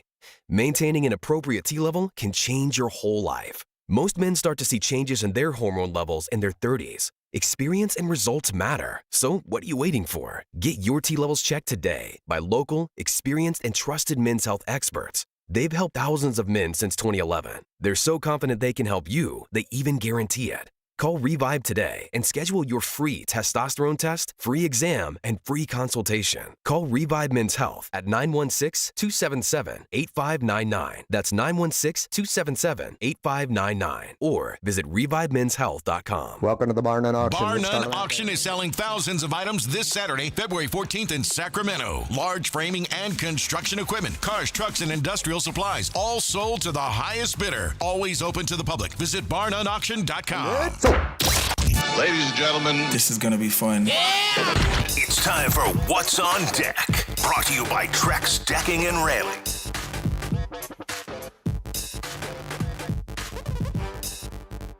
Well, here's what's on deck. Keeping our eye on the bottom of the standings. Because as we know, last night, Kings obviously lost to the Pelicans, who are near the bottom, but the Kings are at the bottom. You had the surprise win by the Nets. You had the surprise win by the Jazz. So we're always keeping our eye on those bottom teams. Well, the Pacers, one of those teams. They're at the Knicks tonight. Right? Keep our eye on those bottom teams. Keep your eye on the bottom teams. So Pacers at Knicks, and more games to follow. I have a promotional idea. Okay. Thought about during the break. How about a Kings Sactown Sports co-branded back scratcher? Those aren't that expensive. Like a wooden one. If I was rich, I might actually, people get like fanned with grape leaves and fed all the time. Fed grapes and whatever. I might actually hire someone just to. I was taking care of that lunch situation, so I was outside talking to our person, and I leaned up against the chain link fence, and I just, like a bear? Oh my God, it was just like a bear. It's like what my dog does at the bottom of our bed. Back of your shirt. I probably do. Felt so good. Yeah. But you're like, I need a back scratcher. You know those ones, the claws? Yeah. No, that's not going to work, is it? Because have you ever done the thing where like you scratch your back? Mm-hmm. Oh, that actually works. And then now you have back itches. Mm-hmm. Now my back actually, I made the mistake of scratching a small part of my back, and now my entire back is itchy. Is your back itching now? No. Oh, you look like it might be. I was thinking about it, but I thought it away. I have one thing for you that I didn't have a place for, but I wanted to see how good your memory was on this stuff. You remember the show The Brady Bunch, correct? Oh, my gosh. Wheelhouse, yes. I was on that show. You were? It's Peter Cetera again. He was not. Do you remember the theme? Here's a story. Do you remember this theme, Jason Ross? Here's the story of the family Brady. Yeah. A mom and dad with all their children grown. This was in 1990. Our kids are now pursuing their dreams. That's Florence Henderson. No. With families That is fake Marsha. Fake Marsha. The real Eve Plum. Real Jan. Small, their problems all were smaller. I have one question for you. As they Real Cindy. Real Cindy. They're all real except for Marsha. Even Barry Alice. was there? Yeah, Barry Williams with the stash. Is this Florence Henderson Yes, singing? of course It it is. Okay. Since the family grew, Real Peter. Hello. Brady, It was Mike Look at Lynn. oh, the Brady. Did they come up with the lyrics on the back of a napkin? Brady bunch became the Brady. The Brady's. Did you ever see the Brady movies? Brady Bunch movies? I was And a very Brady sequel? I was this many years old when I learned there were Brady movies. What? What? Yeah, there were Brady movies. Absolutely. Wow. Ben Stiller's wife was in it. Yep. She was Marsha, and she's incredible. I think she does a really good Marsha. Oh no! I'm an idiot. I thought You're thinking of the Beverly Hillbillies movie. No, I this was not. When I say not that long ago, like 90s or this 90s. millennium. 90s. Yeah. 96. Yeah. Five. No, I 100% remember. I thought you meant like TV movies, like the Brady. Like that. Yeah, like that. That But was. yeah, there was a very Brady sequel. Tim Matheson. Oh, Tim Matheson, the vice president on the West Wing. Oh, really? Yeah. He Also was was in Animal House. Yeah, and Fletch. Dork. Why dork? West Wing. Also, Where did that come from? I just saw it online yesterday and thought of you. That's not why I was calling you last night, though. I still can't. You still can't remember? Oh, and if you're wondering, I was correct. Brady Bunch movie was 1995. What was the very Brady sequel? 98? Cotton, I believe you have I'm gonna a guess filter 97. turned on in the video settings. 5 years ago, yesterday. You might want to take a We're look. trying to. Can you hear me, Judge? I can hear you. I think it's a filter. He's a It, cat. it is, and I don't know how to remove it. I've got my assistant here. She's trying to, but I'm prepared to go forward with it. I'm here live. I'm not a cat. I'm not a cat. I can Jerry see likes that. I think if you click the up arrow next to the start video or stop video button at the bottom, you'll see video settings. And I believe in video settings, you will see the video filters option that you can turn Jerry off. called in reinforcements. Poor Rod Ponton. There we go. There we go. I never saw this part. I'm not a cat. There we go. All right. Well, Go now ahead and call the docket then. This is the now it's less interesting. It never gets old, dude. I'm not a cat. I'm not a cat. I want a there's gotta be one. I want a t-shirt with the quad box that shows the cat and everybody else, and then underneath it says I'm not a cat. That would be one of those shirts where, like, if somebody deep cat. If somebody gets the reference, then you can be friends. Right, meow. Right? Right, meow. Lottery picks in action tonight. Yeah. Watch some future prospects. Here's a guy who's getting a lot of love as the season goes on. Caleb Wilson. He's good. North Carolina. I'll bet you he plays tonight. I bet he does too. Number 14, North Carolina versus Miami and Florida. A.J. DeBonta, BYU at Baylor. Number 4, Duke and Cam Bozer taking on Pittsburgh. And Kingston Flemings. Number 8, Houston. He's growing on me. He's growing on a lot of people. Yeah, I would say Flemings and Caleb Williams, him too, are probably the biggest growers of anyone. Okay, Chris just sent me the shirt. They have it? Yes, I gotta get one. Wait, but it wasn't quad box. It wasn't a quad box, but like, you know. Oh, here's the quad box. Here's the quad box. Oh, there you go. Got it. I'm not a cat. I actually like the right before that.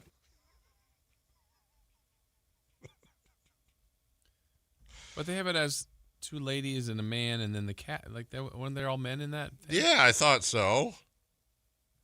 I'm going to show you guys, by the way, the shirt that has been in my cart for a while now. Because I love stupid shirts like this around the house, but there's literally no place I can wear this. But it's maybe my favorite shirt out there, and unfortunately, listeners, why can't you wear that? Why would you be able to wear that? Where would I possibly? I have a friend, I think I've told you this before, who loves buying me shirts for my birthday. I have like 7 of these shirts that he knows I can't ever wear in public. This is the rare shirt you have to wear tucked in. But you have to, yeah. The whole point of this shirt is it is a white T-shirt that you must wear tucked in for the effect. And those who know. As I've told you before, and we'll get to this more, I might actually write an art. I haven't written an article in a long time for the old Sactown Sports. I might do the Sacramento Kings fan guide to stressing out over every possible draft pick. And what I mean by that is back to what I said. Hey, we're going to draft Darren Peterson. Argue, because the guy didn't want to play in basically any important games. And how often does Kansas put out an NBA player that's good? And then I'll list like the best Kansas players, and it'll be really depressing because most of the time they're not great. Oh, A.J. DeBonta, cool. How has Kings lottery luck gone when picking BYU players? Also, name all the amazing BYU players ever in the NBA. Danny Ainge and, okay. And then, we'll take Cam Boozer. Awesome. 18-year-old power forward from Duke. And then I'll actually put his numbers against Marvin Bagley, which, by the way, go look at Cam Boozer's numbers versus Marvin Bagley their freshman years at Duke. And, like, no matter what, I actually almost hope they pick somebody else that's not in that top 3. Maybe they should have just concentrated on winning then. Huh? Why? So that they wouldn't have this high of a pick. No, see, this way they're guaranteed. Here's the thing. The way I see it, if the Kings get the worst pick in the draft, or the worst pick possible if they finish last, number 5. Today is 5th, yeah. 5th.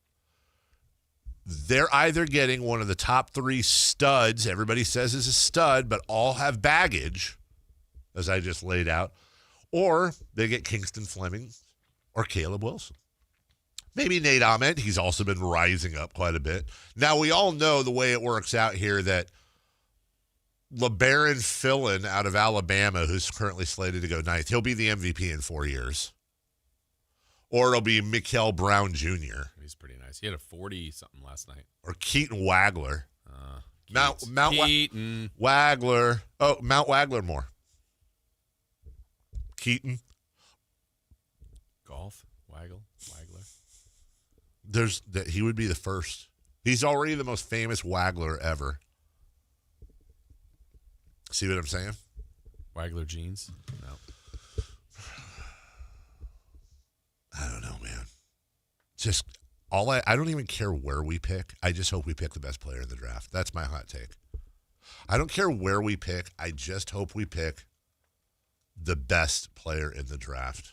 And he's a future. Wouldn't it be great to whoever we pick this spring, to not only be the best player in the draft, but also be a first ballot Hall of Famer and play their entire career for Sacramento? Yeah, because that's never happened, but yeah. Ever happened in the history of the Sacramento Kings. Correct. And at the draft, they say, hey, Fred, you're going to Sacramento. They've had a lot of tough times. How do you feel about going to the Kings? And he looks in the camera and goes, I grew up watching the Kings. Most of the time they haven't been great. They have the best fans in the NBA, and I have one message for you. This ends now. This is a dream come true. Yes. I'm here to make a difference, and we're going to win a championship. I promise you. And then that's it. And then what a summer. What a summer here. We're all waiting for him at the airport. Mike Tavares is up there with a Crown Downtown shirt. It's happening. Chris is there trying to get him to sign a wrestling card. Why? I don't know. You're there having him sign your ladder cat shirt. Yeah, the cat shirt. Your dismembered pinky. Yes, not a problem. We'll take a break. When we come back, a development. Remember the friend I told you I was having lunch with? Well, her husband's listening. And he's now on the group chat we have saying, Dave has other people he really wants to hang out with more than you. He needs to cancel lunch. Wow. Yeah, he's being a... What? Can I say pecker? But meaning it like a bird? No, you can't. Okay. We'll take a break. When we come back, Matt and Kayla next. Listen to the #1 sports lineup in Sacramento. The Carmichael Dave Show with Jason Ross, Matt George, and Kayla Anderson. The Drive Guys with Kevin Gleason and Alan Stiles. Every weekday live and local 6 a.m. to 6 p.m. Online at SactownSports.com or download the app right on your phone. Your #1 source for all your Northern California sports. Sacktown Sports 1140. This is the story of the one.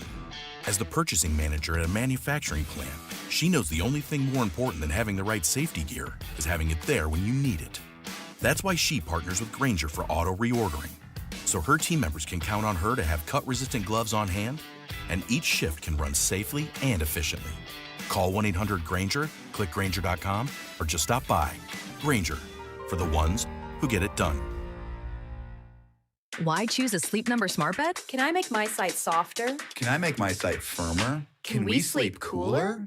Sleep Number does that. Cools up to 8 times faster and lets you choose your ideal comfort on either side. Your Sleep Number setting. Enjoy personalized comfort for better sleep night after night. And now, during our President's Day sale, take 50% off our limited edition bed. Plus free premium delivery with any bed and base. Ends Monday. Only at a Sleep Number store or sleepnumber.com. Get in the zone, AutoZone. Welcome to A to Z Savings, our biggest sale of the year. Happy to be here. Can I get some rotors? Would you like brake pads with that? How much are the brake pads? Free with Duralast rotors. Free. Really? Really? Free. I also need some oil. Would you like an oil filter with that? Yeah. How much is that? Free with the oil. Free. Really? Really. Free. It's part of A to Z Savings with hundreds of deals. From A to free. Get in the zone, AutoZone. Ends March 9. Restrictions apply. Why choose a Sleep Number smart bed? Can I make my site softer? Can I make my site firmer? Can we sleep cooler? Sleep Number does that. Cools up to 8 times faster and lets you choose your ideal comfort on either side. Your Sleep Number setting. Enjoy personalized comfort for better sleep night after night. And now, during our President's Day sale, take 50% off our limited edition bed. Plus free premium delivery with any bed and base. Ends Monday. Only at a Sleep Number store or sleepnumber.com. Welcome to the Bar None Auction. Bar None Auction is selling thousands of items this Saturday, February 14th in Sacramento. Large framing and construction equipment, cars, trucks, and industrial supplies, all sold to the highest bidder. Always open to the public. Visit barnoneauction.com. Valentine's Day is coming fast. Don't miss it. At Gazetta Jewelers, it's all about personalized service, expert craftsmanship, and relationships that last. From timeless diamonds to meaningful custom pieces, find a gift that tells your love story. Whether you're 5 or 50, everyone deserves a Valentine's Day. Shop in-store or anytime at GazettaJewelers.com. This Valentine's Day, don't forget your sweetheart. Gazetta Jewelers. Love made personal. GazettaJewelers.com. Capital Casino, conveniently located on 411th North 16th Street in downtown Sacramento. It's time for the news of the day. The latest headlines, the biggest stories, hard-hitting analysis. Yeah, this is none of those things. And now, here's Carmichael Dave and Jason Ross. Oh, wow. Wow, that's a close one. Matt and Kayla come in here and hijinks ensue. I just saved Malik Monk. What is a hijink? You take over something? That's a hijack. Oh. Hijack. Isn't that like when you take a shower? Is there a low jinx? Wait, what? Hygiene?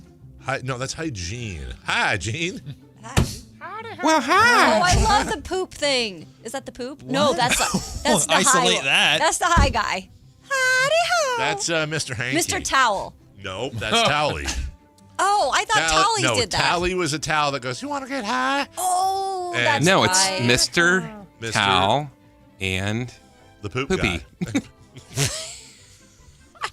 What the hell is his name? Mr. Hanky. He goes, howdy ho. I love that. And Tally goes, well, to get high. Yeah, that's right. You're a towel.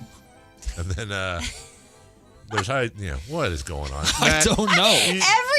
Every day we hijinks the show. You guys. Let me ask you this, because I've never been there for it, nor have I heard it. I hear it all the time, Monday through Friday on KHDK. Is your second crosstalk anything like this crosstalk? Not at all. No. Not You're not. not even a little bit. You're not even. Whitey and Alan. Well, we talk to Whitey usually for the first about 3 minutes. Because Alan's not in. And then Alan walks in and Alan talks in. Oh, don't worry. For his last show at that time, he'll be right on time. Early. Oh, yeah. Yeah. Of course. And then Alan talks like this until his show starts. Then when his show's like, hey! Yeah. Hey, I'm Alan Stiles! Yeah. Hey. Very subdued. Yes. Saves his material for his show. Yeah, pretty much. Always comes in with a Starbucks coffee that he probably stopped and got. Tells us what a real radio show sounds like. Wow. Already sounds like there's bad blood. There is. Yeah. There's Taylor bad Swift said blood. it best. There is. It's him and Kayla, really. What did she say? Bad blood. Oh, okay. All right. Na-na-na-na-na. Take it off. Yeah, she. Or that space. What is it? That something's for you. Blank space. The Taylor Swift song, Blank Space, and I wrote your name. And I'll write your name. I'll write your name. Yeah, I got a blank space, Thank baby, you. and I'll Thank write you. your name. Thank you. Dave took like the most difficult one. I took a left turn at Albuquerque. Never getting back together. What was you and me?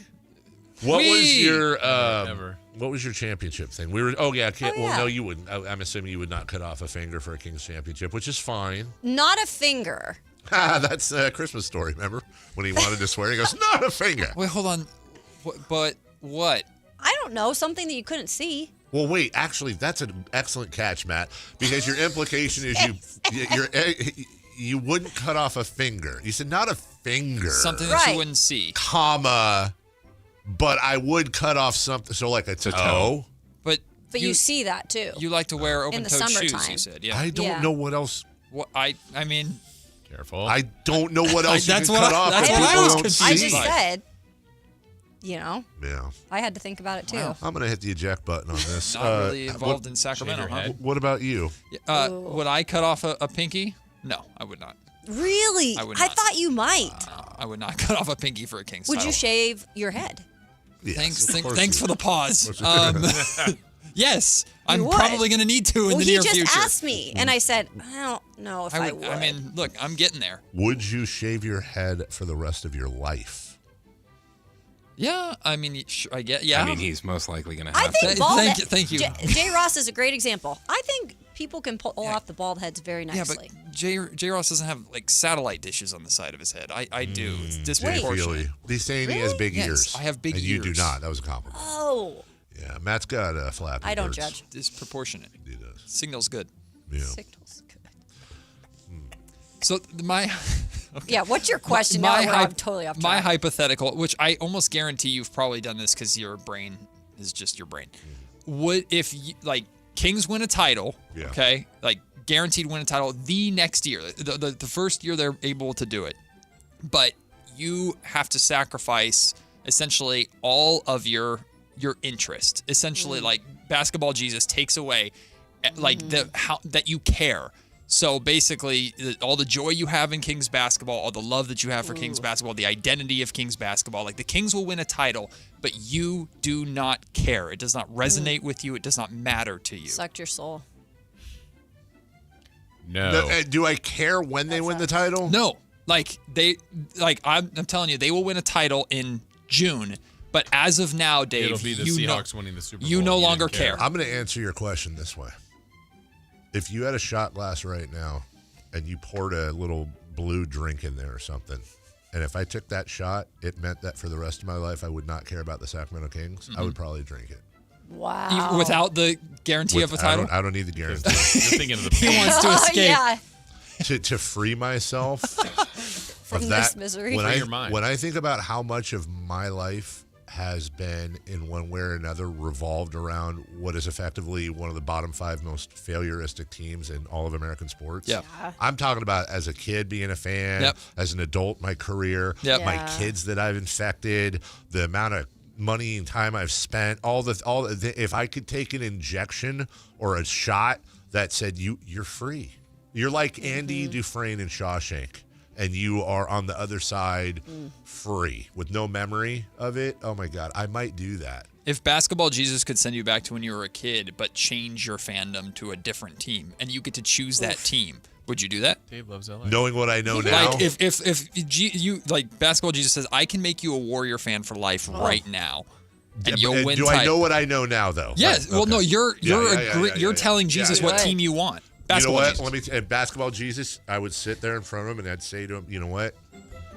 You stabbed me in the heart. I'm like, here, you'll understand this, like the Uruk-hai with Aragorn. I'm going to take your hand and I'm going to stab it all the way through me. I'm going to get right in Basketball Jesus' face. It's and I'm going to Lurtz, say, yeah. give me the pain. Yeah, when he stabs Lurtz and you can't hurt me. fights Lurtz. Do you know he actually deflected the knife in that clip? Shut up, nerd. I have no idea, God, J-Ross. yes. Did you know he broke his foot when he Oh, yeah. No, I tell everybody that. No, but like the stunt guy A lot accidentally. of ladies between us. I guess we were growing so. up. Stunt They're guy lined up. He Oh, threw yeah. the knife and it was too close to Vigo and it wasn't supposed to be that close and he actually deflected it out of the air and they're I like, did not know that. Vigo. Jason Yeah. told me You that. learn something new every Poor day. Vigo. Anyway. Celebrity Birthday is brought to you by Crumble Cookies. Hey, Hey, is Vigo on there? if you're ever deflecting a knife and you are the Crown Prince of Elrond or whatever the hell. What? He's a Dunedain Ranger. You're a Dunedain Ranger. Dunedain? Well, Crumble Dunedain Cookies. is technically has Crumble Cookies. Cookies. Dunedain. Yeah. He was 87 years old in the movie. He was, yeah. that's Because How he's old is he now? blessed Impressive. with long life. Now he's dead. In the Hey, grave. Aragorn is worm food. Back to you. On this date. But his wife is still living Yeah. and in pain and depressed. No, well, she gave up was the immortal. light of the Eldar left her. You gave it up. No, it's no longer. Anyway. You guys Jason. okay? No, I'm fine. On this date, in what year did the cartoon Tom and Jerry debut? Ooh, classic. That's old. That's old. Be a tough one for y'all. 19. In the 1900s? Right. 1959. 1954. I'll go 1963. 1950. No one's in the right decade. You're Chris is the kidding. closest. That's the 40s? 40. You Wow. gotta be kidding me. Tom's old. Tom and Jerry came out before, like, during World War II? Yeah. Wow. That's wild. There were probably some I problematic. think Peter Tom and Cetera Jerry. just wrote his first song. Hate you. What date, on this date, and what year did the movie, and Chris is going to get it, I'm sure, Billy Madison? Oh, jeez. I'm just waiting. I'm going to Chris be go within first? I'm going to, yeah. Yeah, have Chris go first. No, I don't want him to go first. 1994. 1994. You're going to agree? Yep. Okay. It's 1994. 94. You're all agreeing? Yeah. This is lame. 93. You all tied. Nobody got the correct answer. I said- 1995. Dang, Chris, you idiot. Yeah. You could have said it. I didn't want He to. did. I did say it. We all followed. It's my Yeah. birth month here. Your birth face. Old. 5. Happy birthday, Elizabeth Banks. Oh, is she the one in Saved by the Bell? No. No, that's Oh, Elizabeth that's Berkley. Elizabeth. Yeah. She is Elizabeth in- Banks. She hosts Pressure Luck Luck. right now. Oh, I love her. Yeah. Oh, yeah. She's Wet Hot American awesome. Summer. Yeah. She's I had a awesome. big crush Role on her. Models. Yeah. Oh, Role Models. Yeah. That's right. Underrated movie. Elizabeth Banks is 50 today. 51.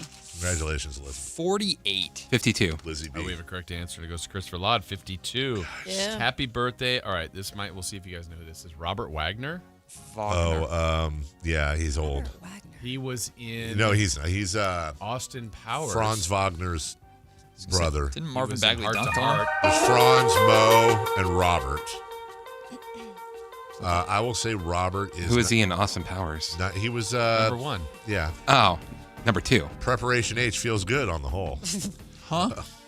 Robert Wagner is 91. 90. 93. Why are you guys 87. sandwiching me? Hello. Matt's closest. 96. Let's go. Get. He's 96? Yeah. He's old. Happy Just like birthday you. to, let's see, John Calipari. Oh. Calamari. Coach Cal. Cal's 66. 63. 64. 68. Tie between Dave and Chris, 67. Happy birthday to golfer Greg Norman. Two. Oh, the Aussie. Is he crikey. Aussie? Right. Yeah. The big whale. He is He's old. 76. Ooh. 78. 75. 77. Wait, what did you say? 76? 78. 75. Caleb's 77. closest, 71. Oh, he's a young shark. We aged him.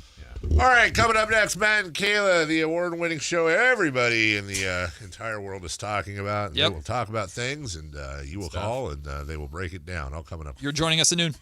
What? Ooh. Yep. I got a lunch right after All this. right. The only place you'll find Malik Monk is Sactown Sports. Oh my, what an athletic move that time by Malik Monk. Hey Sacramento, it's Malik Monk, and you're listening to the home of the Sacramento